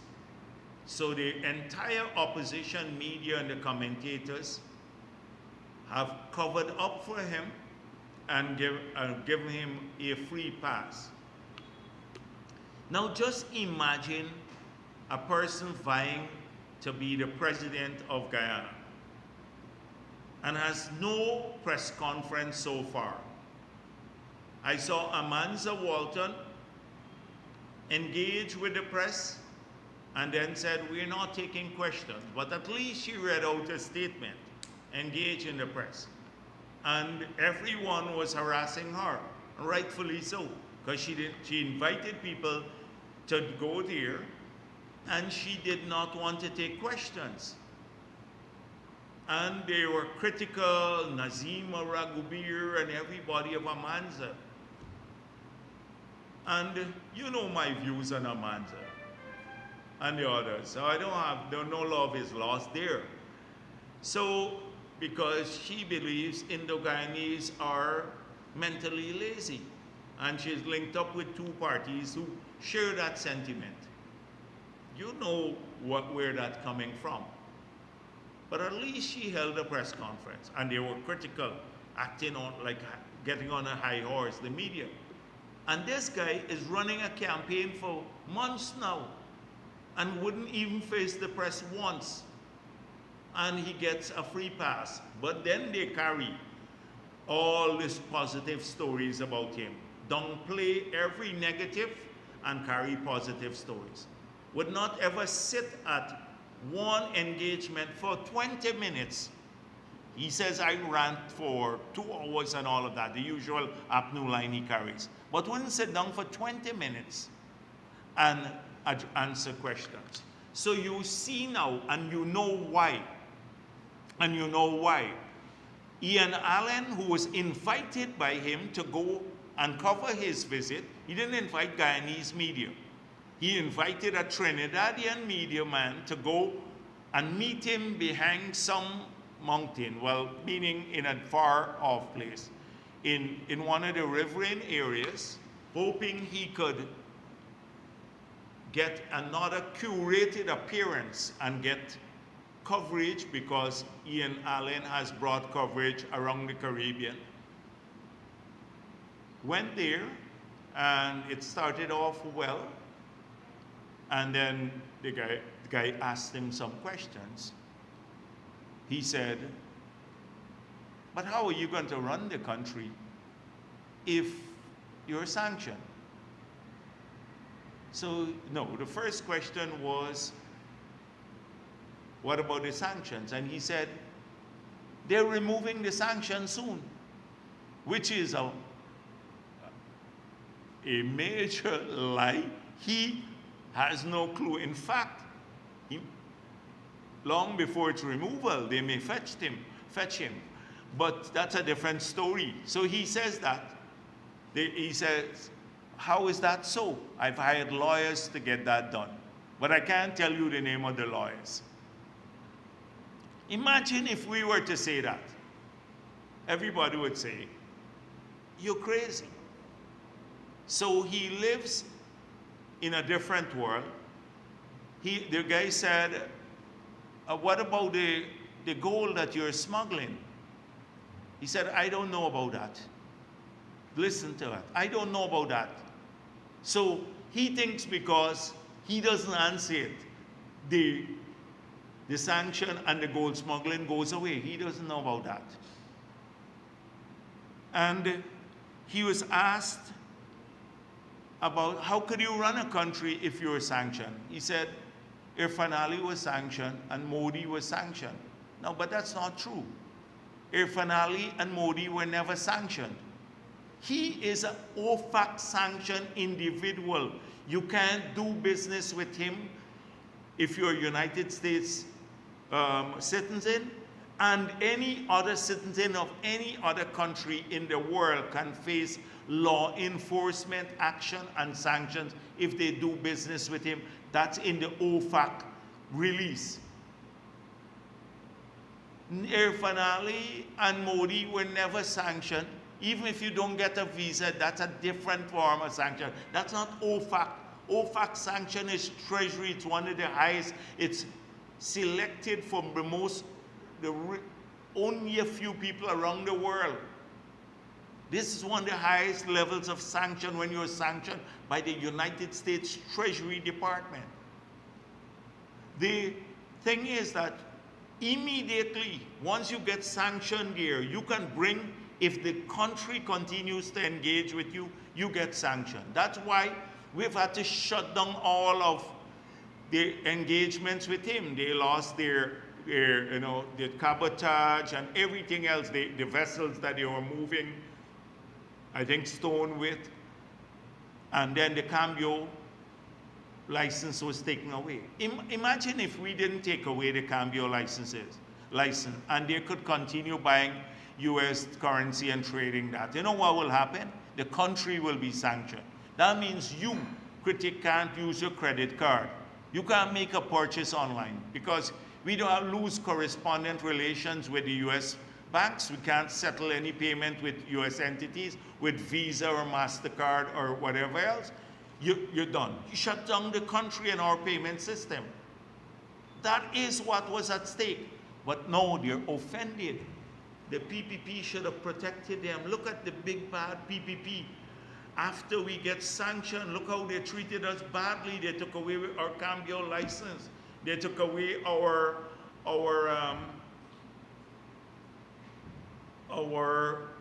gold mining leases and permission to transport the stone.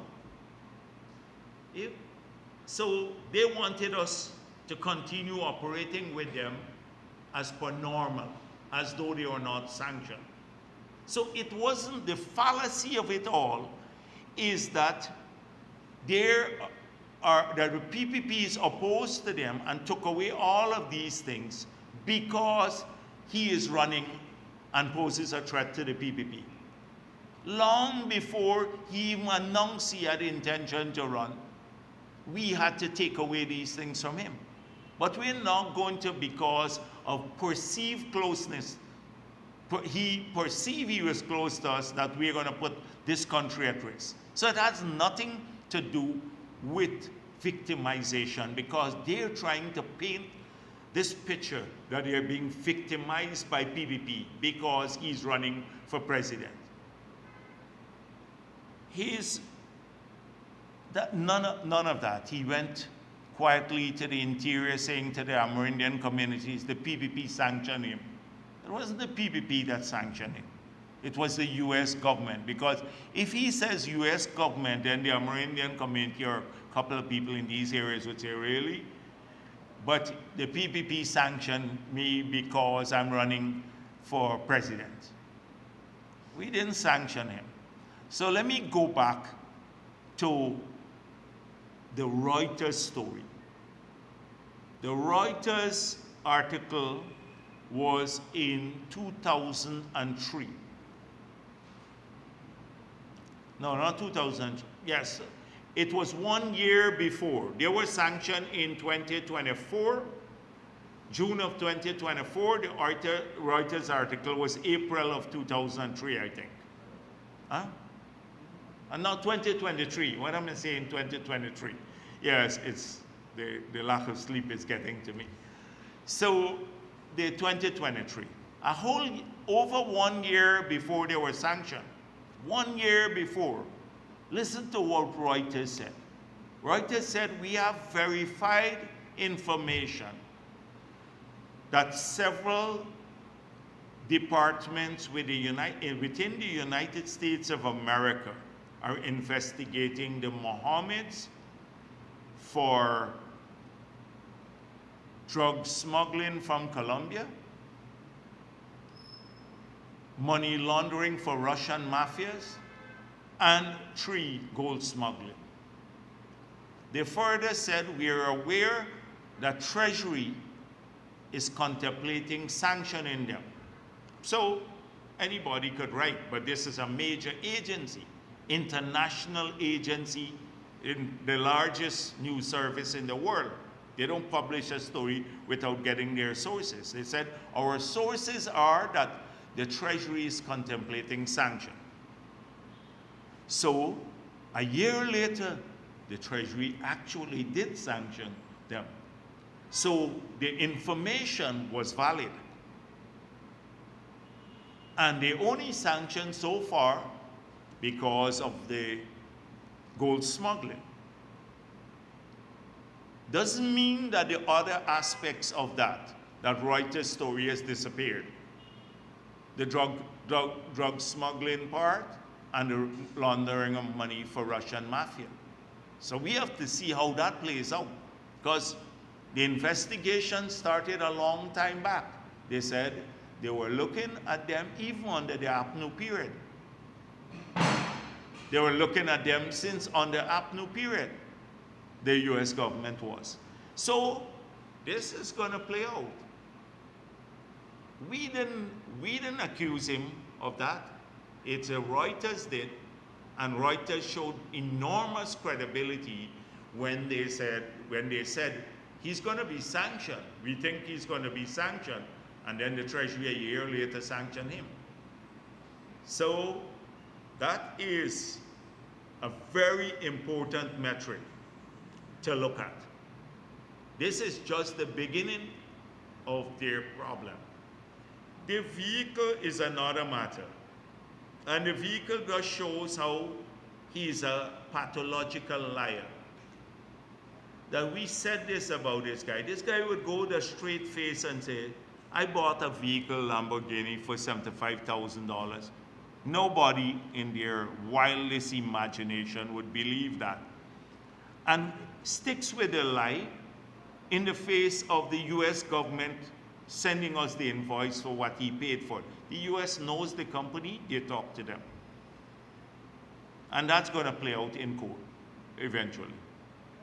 This is the man who said that he inadvertently mentioned Jaguar when it was a Leopard.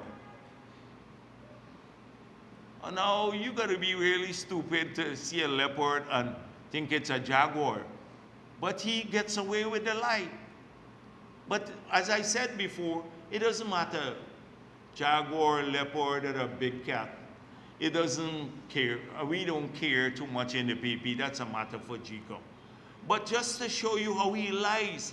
He said the PPP sanction. He's telling the people there. 2, that was always a Leopard, not a Jaguar. Although he said it openly, posted it. Okay. Doesn't this tell you something about him? He lied on the Lamborghini. He lies about the 10,000 kilogram.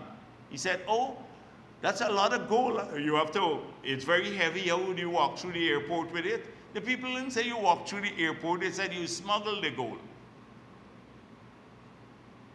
That's the explanation. And it goes, the media here throwing back. All the time they throw back here. He gets no question. And incoherent. Where every time the guy asks him a question, I look at little snippets of the Allen thing, he's whispering. And then when he couldn't handle the question, he called his people to run off the reporter, to harass the people. And Primus came up and said, how could you ask him this question? You know, the Primus showed up there bullying the man, yeah.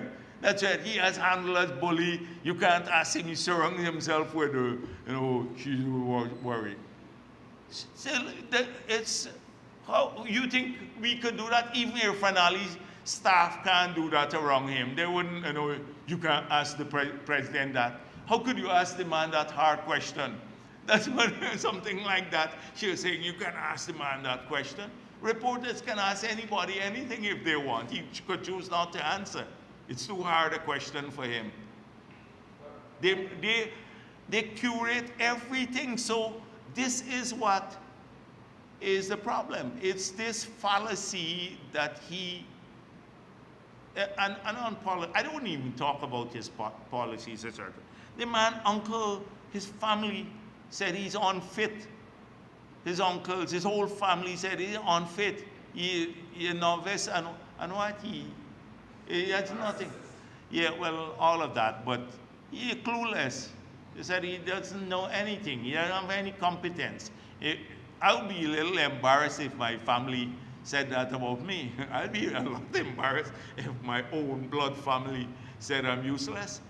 Abnu says it all the time, but at least, Norton is my friend, yes. No, so I'm going to, so the recent thing too about, anyhow, let's go on. Let's go to Dennis. Yeah, let me do it. Dennis, Mr. Daniel, could you say what lectures of government received the police force and the Electoral policy about the complicity of their staff, or alleged complicity, in the matters concerning Mr.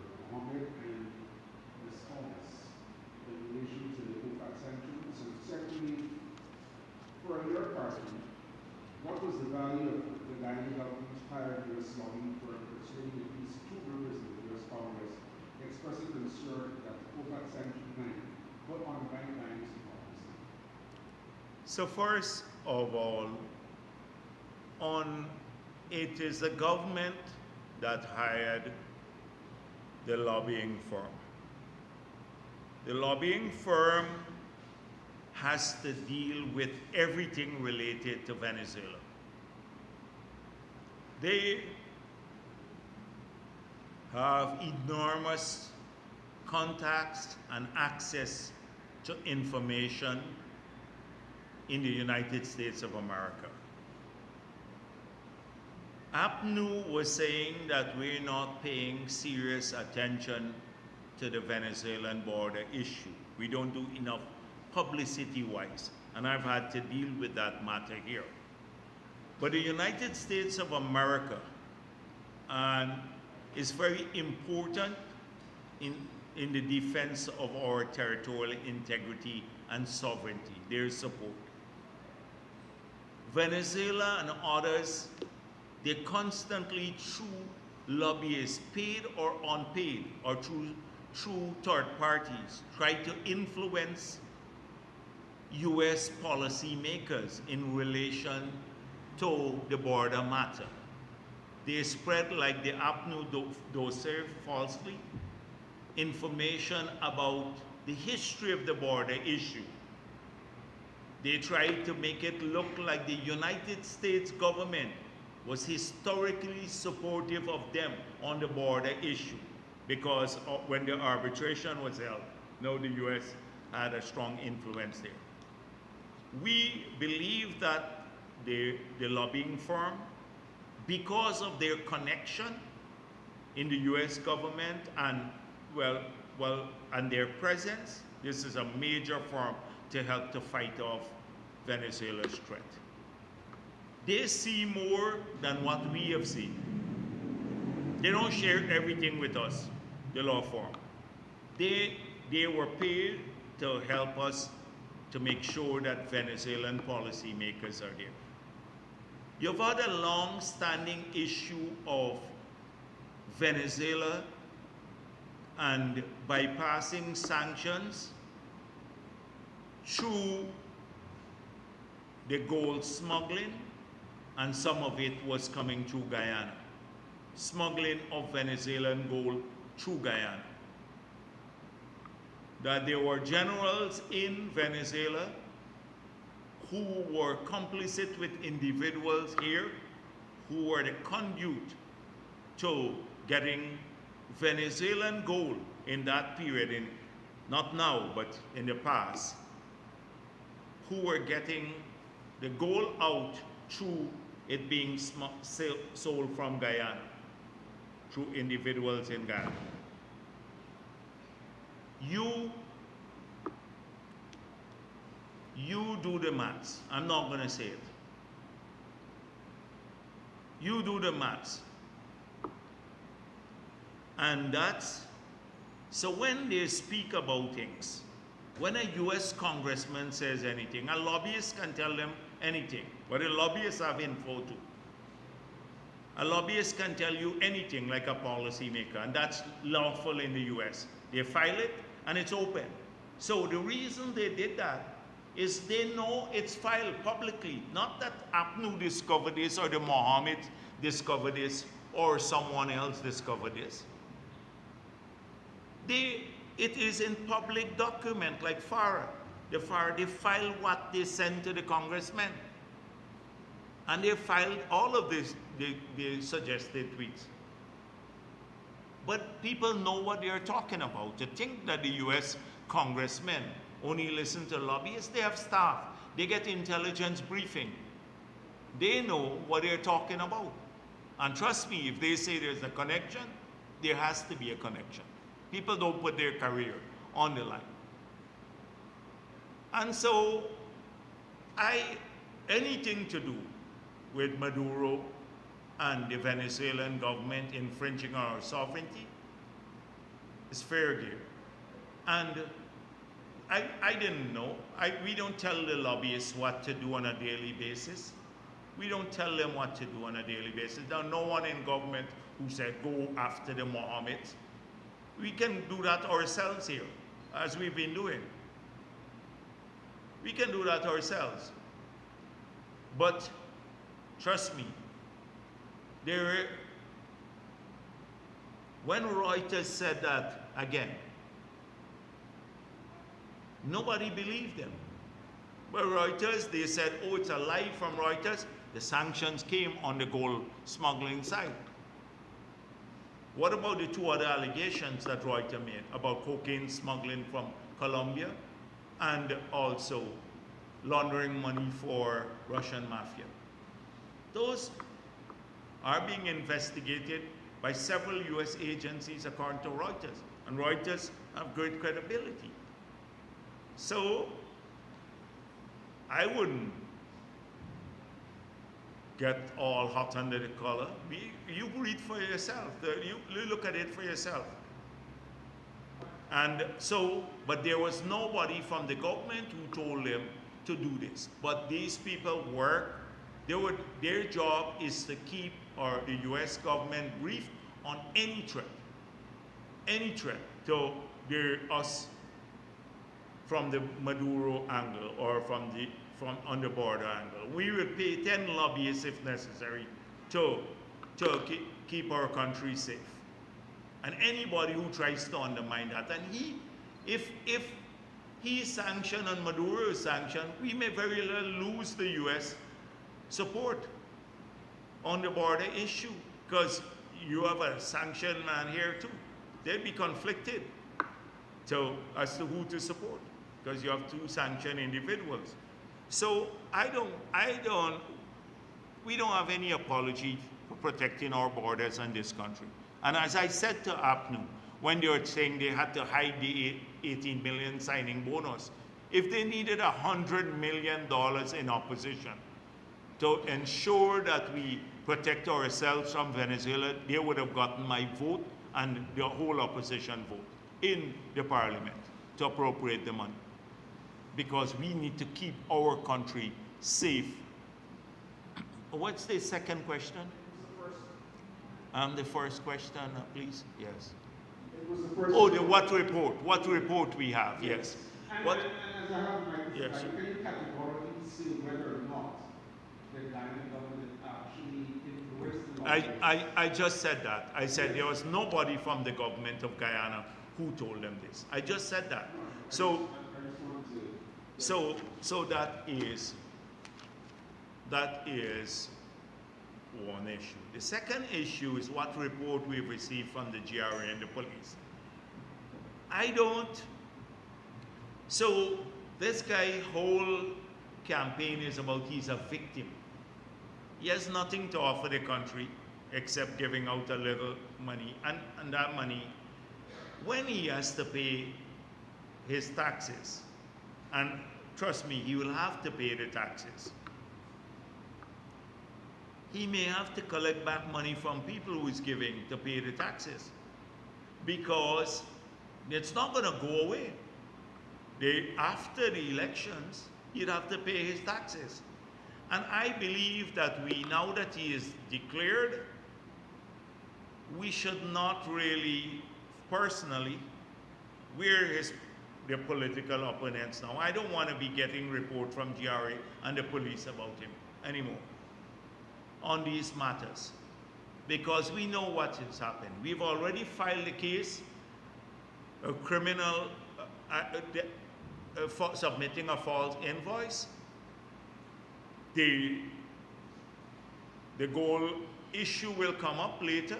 The police have to act on their own, and so not to give us report, me as General Secretary of the PPP or Vice President. I don't need any report on him or from the police or the GRA on this matter now. We deal with it subsequently, but there are lots and lots of things. You saw his fear about the investigation that's taken place. He issued a statement. Nobody said he is a suspect. And for good reason, he's fearful. On the other matter, the killing of paper shorts. So these are the matters. Dr. Jeremy Cordell Jones from Library News. Gary Schmackey-Paul has said the PPP could have built 50 hospitals instead of 12 if there was less corruption. I'd like to ask you today, what do you think would have accounted for the APNUFC not being able to build one facility of that nature? My Paul again. My Paul is an opportunist and just useless. I don't like wasting my time. We could have built 50 hospitals. You remember in 2015, they were saying the same thing about the PPP, how we were corrupt, and they will have that $35 billion was lost every year to through public procurement. And they quoted Gulsarana saying that. They couldn't even find $1 billion lost through public procurement, 35 billion per year. They have not demonstrated, and 10 million lost, but it's a slogan. So ask my Paul, if they didn't build the facility at, the biggest things they built was this thing at Durban Park. Well, I call it the thing. So it's $1.6 billion they spent on that, 600 million missing.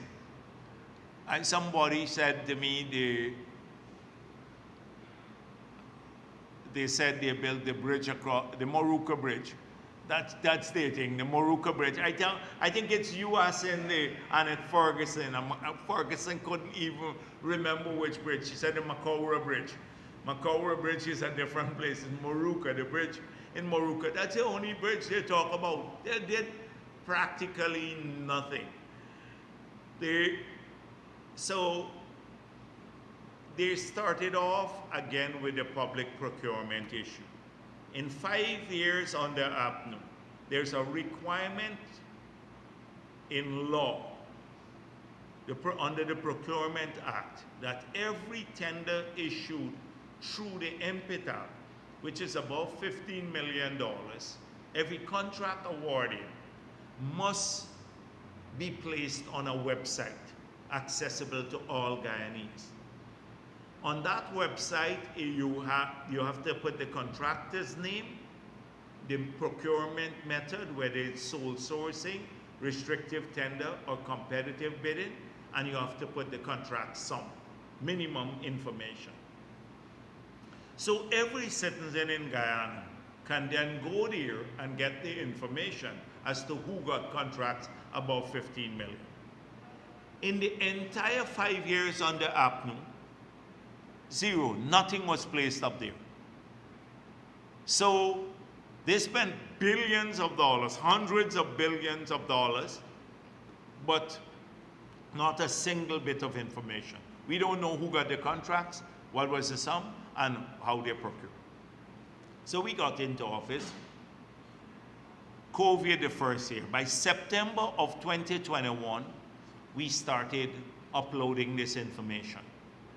From September 2021 to now, every contract that has been issued by NPTAB above that level, it's on that site. You can see which contractor got the information, got the contract, what procurement method, and the contract sum. So they can get the information now. That's the difference. So you can shout at the top of your voice. Remember how many forensic audits they did?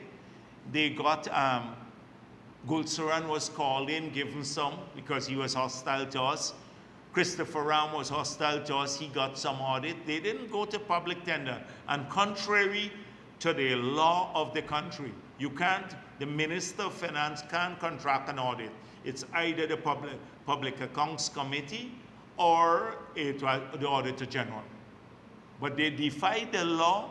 They gave Christopher Ram some, they gave some to Gulsaran, and then they gave also Charles Sugrim, who is Azruddin campaign manager. He got a contract too, to do forensic audit under the PPP, under their term, to find corruption. They did, I don't know how many, 127 forensic audits. They couldn't charge anybody with theft. And the forensic audits were audits that are done with an intention of laying charges. It's not like a regular audit.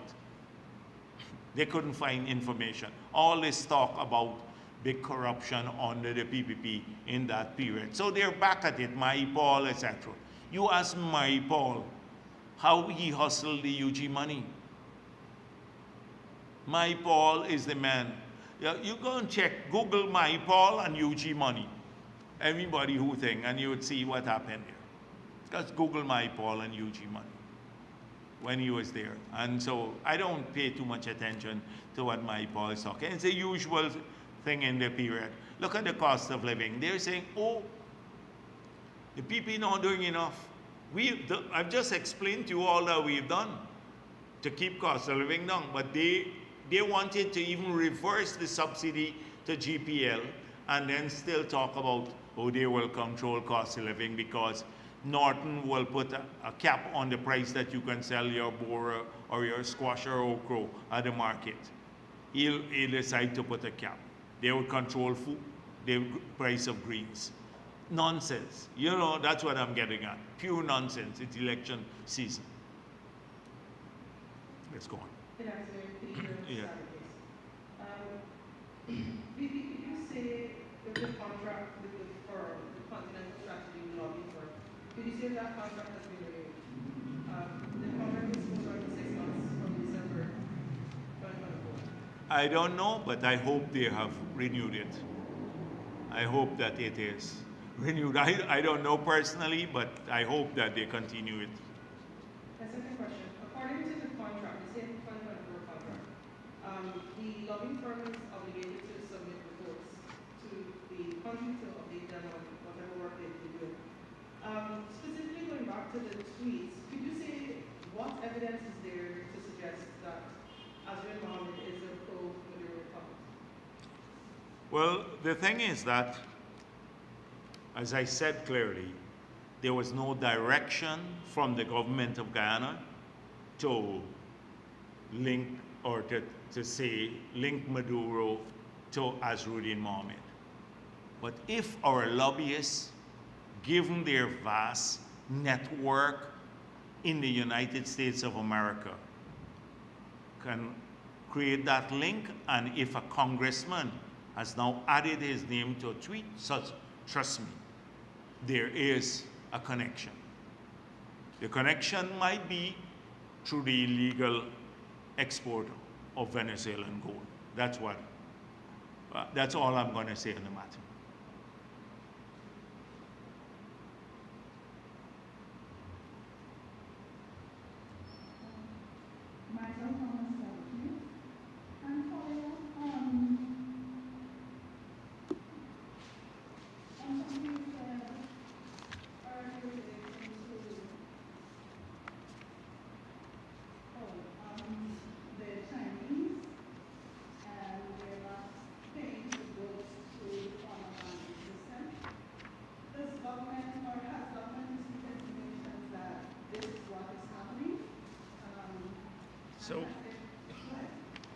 So what we've been examining is an attempt to ensure that all of our resources are going for legitimate purposes. The money in circulation, the foreign currency, that they're being utilized for legitimate purposes. And to ensure further that our foreign currency is being used to support Guyanese demand for goods and services and investment purposes. We examine those who have requested money through their banks. So the banks know who they're selling money to. And in the request for purchase of resources from the bank, we do not see a number of companies that are doing business here, Trinidadian, Chinese especially, that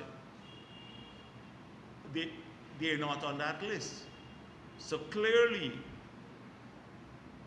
they're either getting the goods supplied by someone and selling for them, another big person who's importing the goods, who may be on the formal system, or, as we've heard, people are buying up gold and exporting. You know, there were some things in relation to that, and we caught some individuals, they're charged, some a Chinese ring here that was doing this.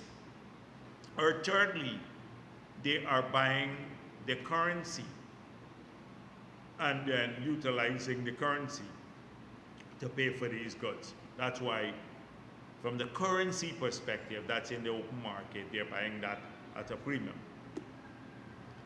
So all of this is being examined by both GRA and the security services. So we have to examine all of this, not because we're targeting anyone, but because our duty is to ensure that the resources in our financial system in Guyana are being used for legitimate purposes and to support Guyanese growth and Guyanese business, mainly. My substantive question is on the legislative stage. Split, Member of Parliament David Patterson has raised a lot of questions as it relates to the impact of this separation of companies and has asked government to address them publicly. Will government be doing that? So Marcel, I saw this story, and I saw you reflected accurately the report that was given to you. And so you would ask me several questions in writing, and I got a report from the people who are managing the project. So they're still sticking with the timeline of mid-next year. These are the people who are in charge of the project from our side, because we've stepped back quite a while now because we're engaged in other issues. That's one. So they're still sticking with that timeline. We've been hearing about the breakup of the consortium, and we're told that this is to facilitate, because they have internal disputes, to facilitate the completion of the project by that deadline. That would allow them to accelerate work, because it seems as though the internal wrangling between the company is affecting the pace of implementation of the project. So I'm told that it's a positive thing that is happening, but the technical people have to examine that. That's the second point. The third point I gave you, and you reflected it here accurately in the Starbuck News story that they gave me and I shared with you, is where they are in terms of piling, how many piles, what stage they are with the equipment, what will go in soon in these places. So they told us all about this. So that is where we are at this stage. So we've shared the information about the civil works that are ongoing, the completion time. You know, we are gone to arbitration on some of the issues, and we believe that the company, their proposal to split, for want of a better word, is to ensure faster movement on the project.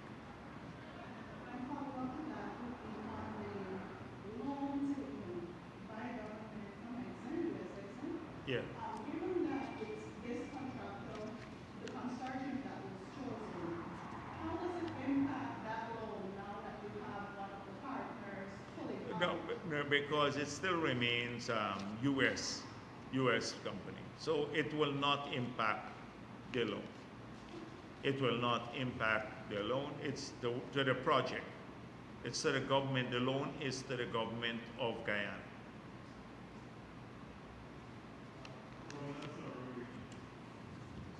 Dr. Daniel, two things. Two questions to me.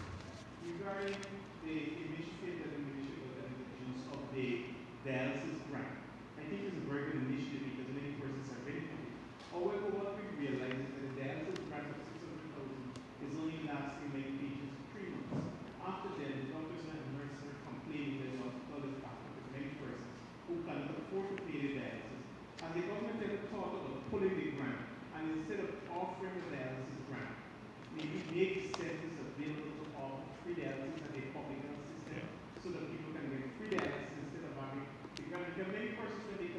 Yeah. They're forced to use the money for other purposes instead of the gas.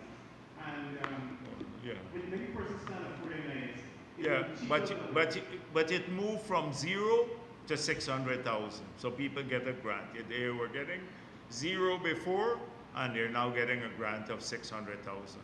We can look to increase that grant, but also we should not undertake public everyone.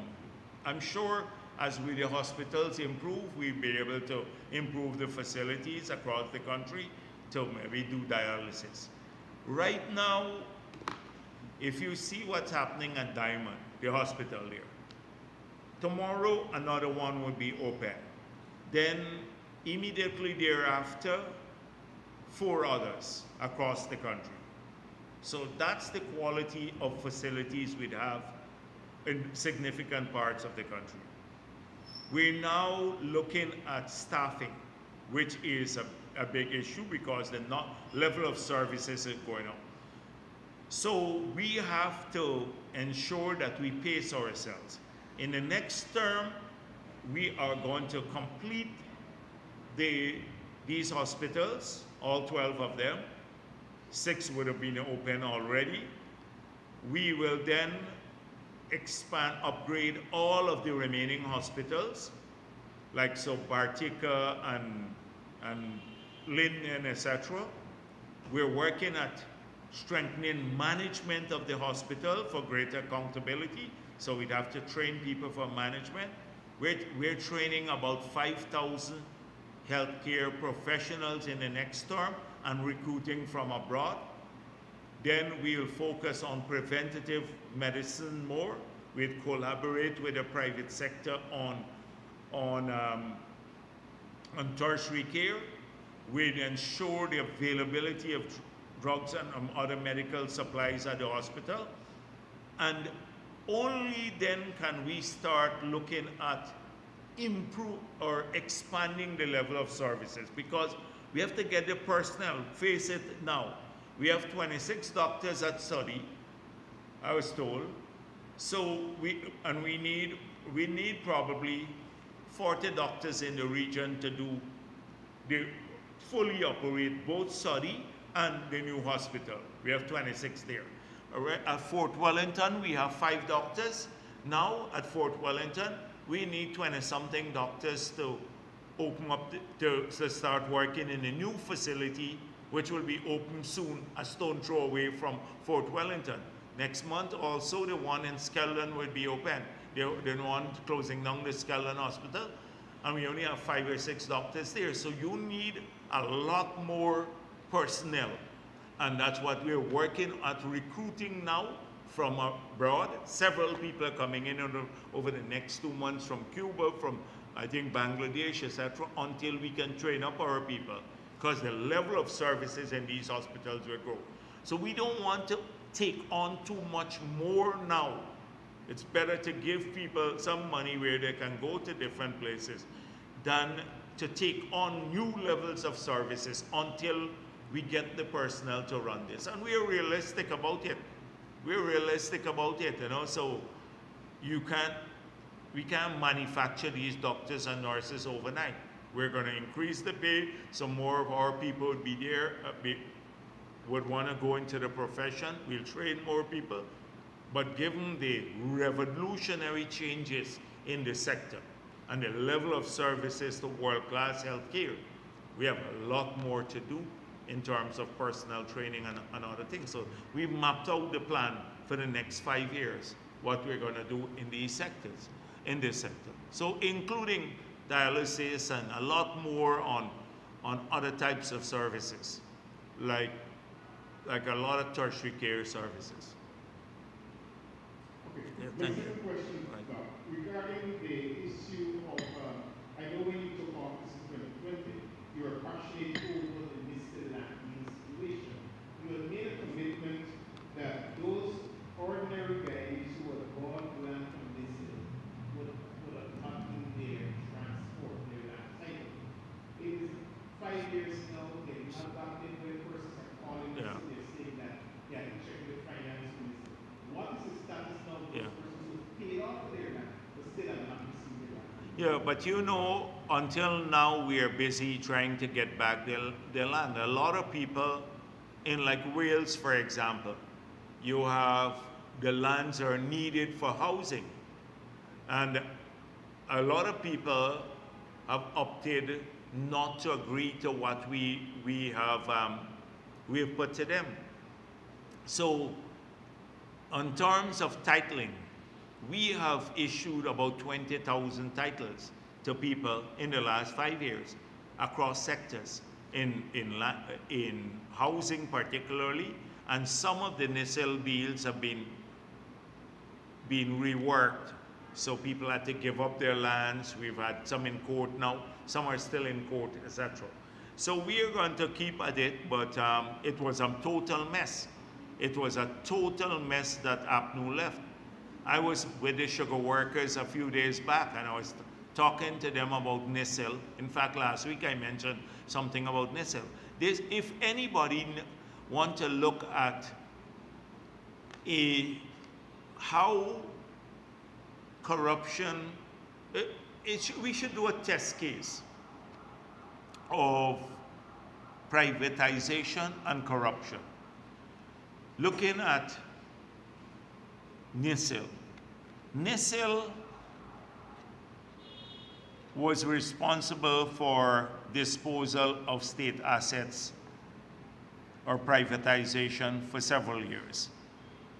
In 2012, we put out a report, and our report was tabled in Parliament. Every asset that was disposed of, we showed the procurement, the disposal method, and which asset was there. I'm going to get you a copy of that. So you'd see accountability for the entire tenure. Entire tenure. I remember when we went in to finance in the early days on the APNU, there were 4 agencies doing privatization. The Public Divestment Secretariat, the Public Corporation Secretariat, there's some divestment secretariat, Public Corporation Secretariat, Office of the President, State Planning. We stopped it all. We created a board. We said NISL would be responsible, a technical secretariat. You had to go to cabinet. We put 3 members of we put the Consumers Association, the TUC, and also the private sector on the board, and you had to go to cabinet. Transparent process. In all the years we've been in government, up to 2012, we put out a report, it went to Parliament. APNU came in, they said there's corruption at NISL. And then no report, no audit, and they dispose of all the lands, Jordan is charged for that now. Dispose of the lands without collecting money, past transport, etc. It's a test case of how corrupt APNU was. I keep forgetting these things because we have moved on. But the country needs to record a lot of these issues, or else we wouldn't have the economic history in the correct perspective. And we'd have the same people like Jordan and others, and Patterson come back and talk, and Maipal talk about corruption. Some of the people who were the worst offenders will come back and talk about it. Thank you. Right. With more and more vehicles entering the country and mention of plans to build flyover along the Heroes Highway, is the government looking at building more flyovers in other parts of the country? And my second question, you mentioned earlier the opposition politicians and so on, the crossovers that your party has previously welcomed, and there were more resignations recently. So is the PPP open to welcoming these opposition politicians, and is it possibly in talks with some of them right now? No, not in talks, but if people subscribe to our philosophy, which is a multi-ethnic party working for all of Guyana, if they see our plans and want to be part of their vision and the plans of the PPP, they're welcome in our party. and in our family. Not necessarily, they don't have to be party members. We welcome people. We take them at face value. So that's where we are at this stage. So we keep that open mind about this issue. And a lot of people are, from what I'm told, they go to a lot of the party members. You've seen more people come to us at the national level, but this is happening every day in the regions. Like in Linden, I met a group, a party group, and they built their party campaign office on their own. They want their own campaign office. They're very excited about Westmont. And there are about 15 people there who are new, who said to me, you know, we joined up the unit there. Those people don't get mentioned, but they are campaigning now on the ground. And there are thousands across the country who are joining the campaign. They don't need to get their names in the newspapers. They just want, they're happy with what they're see happening in their communities, and they're joining our campaign. So I want to thank those people and pay tribute to them too, because many of them are working the ground very hard. They're people of every race, and they're coming to us in large numbers. And I want to welcome them too, because sometimes it seems it's just a few of the higher profile people we talk about all the time who've been part of the national politics. What did fly over? Yes.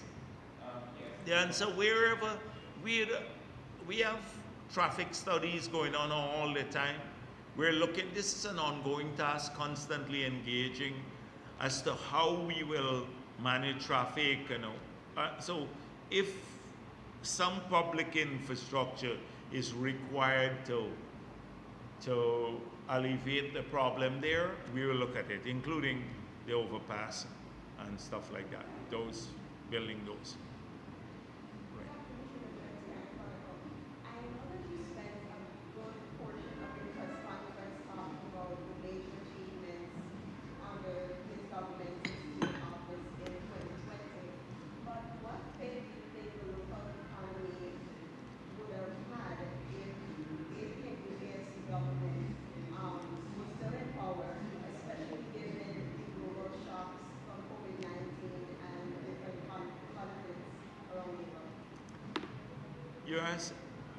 You're asking me to predict how incompetent the APNU would have been in government. And it's easy to predict because we have so much evidence of it. So they, in the middle of COVID, right, or when they took over a hospital, they started spending a lot of money on building out the hospital. Country shut down. No oxygen in the hospital, no beds in the hospital, no, nothing practically. No, we could have done what, 40 tests per day when you needed like thousands. We managed to get it up to 5,000 quickly. We got into office. Within a month, we worked in the middle of COVID. I remember us meeting, President Ali and I, meeting with the medical professionals at the conference center, everybody in mass, because we just took office. We're thinking of how do we plan for this pandemic? And we said, we have to get all of these things up. We went, a man tried to dupe us on the beds that we were buying by saying he made a wrong thing on the invoice. I can remember the story like yesterday. And we just had to buy the beds that were available, got the oxygen, just run pipes in the wall. People, section of it was in mold to get people a place to put people. And then getting the vaccines and everything else. So imagine you have to address a pandemic. People's lives are at stake, and this is all they were doing, building some corrupt thing to build a hospital and get a little hustle on the contract award. We would have had a disaster with APNU in power. You remember then they were saying, oh, we shouldn't buy the vaccine, the Russian vaccine is bad. Everybody around the world trying to get vaccines, and they were. They were examining the efficacy of which vaccine would be best suitable for Ghana. You couldn't get any vaccine globally. That was the position they took in that period, that crucial period. Just imagine that. That's the level of incompetence that you had. The productive sectors had already started falling apart. Mining, because of the taxes. Forestry, the output shrunk by 50% because they would have continued the policy where they were charging capital on machinery and equipment. If you were, farming would have been killed because they put a tax on fertilizer, pesticide, land rental charges, water charges. Those, agriculture is often a marginal activity. If you layer it up with all of these costs, nothing would have happened. Look at what we did. We removed all of those. We started investing back in the D&I, in farm-to-market roads that they had cut out from, practically cut down from the budget. We started helping farmers with better seeds and a whole range, some free fertilizer. They started getting back the productive sector up. The last crop, the biggest crop ever in the history of the country. That sort of thing. It was an engagement. Think about APNU and the hotels. You probably wouldn't have had a single hotel built because the day we got into, or a week after we got in, we were planning that already. We put out a tender, we worked with them, we created the incentive regime, met everyone and said, can we help with the land? I remember the hotel at the airport.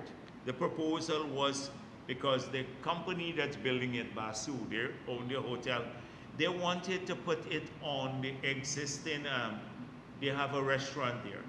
And we said, but this will affect our expansion. And it's a tiny piece of land. And I said, if you're building an international, I was saying, and the president were saying, if you're building an international hotel, and it has to be real international, it's better to go out of the central area in the airport and do it at the side there and get more space. Or else it would have been choked up there and gone very high. And we worked with the people, got them the piece of land there, and now we have a I don't know, probably about 30 million US investment owned by a Guyanese. And now we have an international airport, an international hotel right next to our airport. Families come in from abroad. If you have a flight delay, people can be placed there.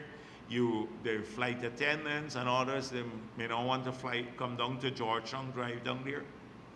It is that kind of engaged involvement and leadership that President Ali has brought to the table. So they were aloof. They were not even, people were suggesting good things to them. You ask maybe a Floyd Haynes about the good ideas he had to them. Floyd got a license under us that you probably would have never gotten under APNU and set up a merchant bank.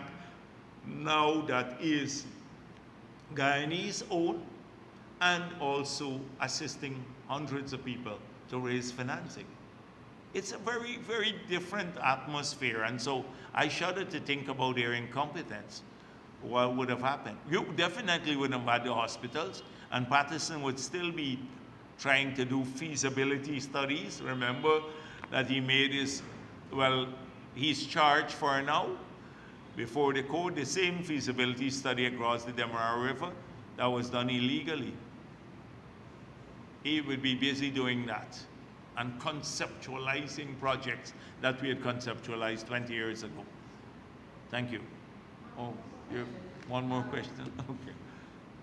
What do you anticipate from APNU's campaign launch Sunday, especially given the mass exodus and, as you mentioned earlier, the lack of coherent policy? More rhetoric, more nonsense, and a healthy dose of racism. Thank you.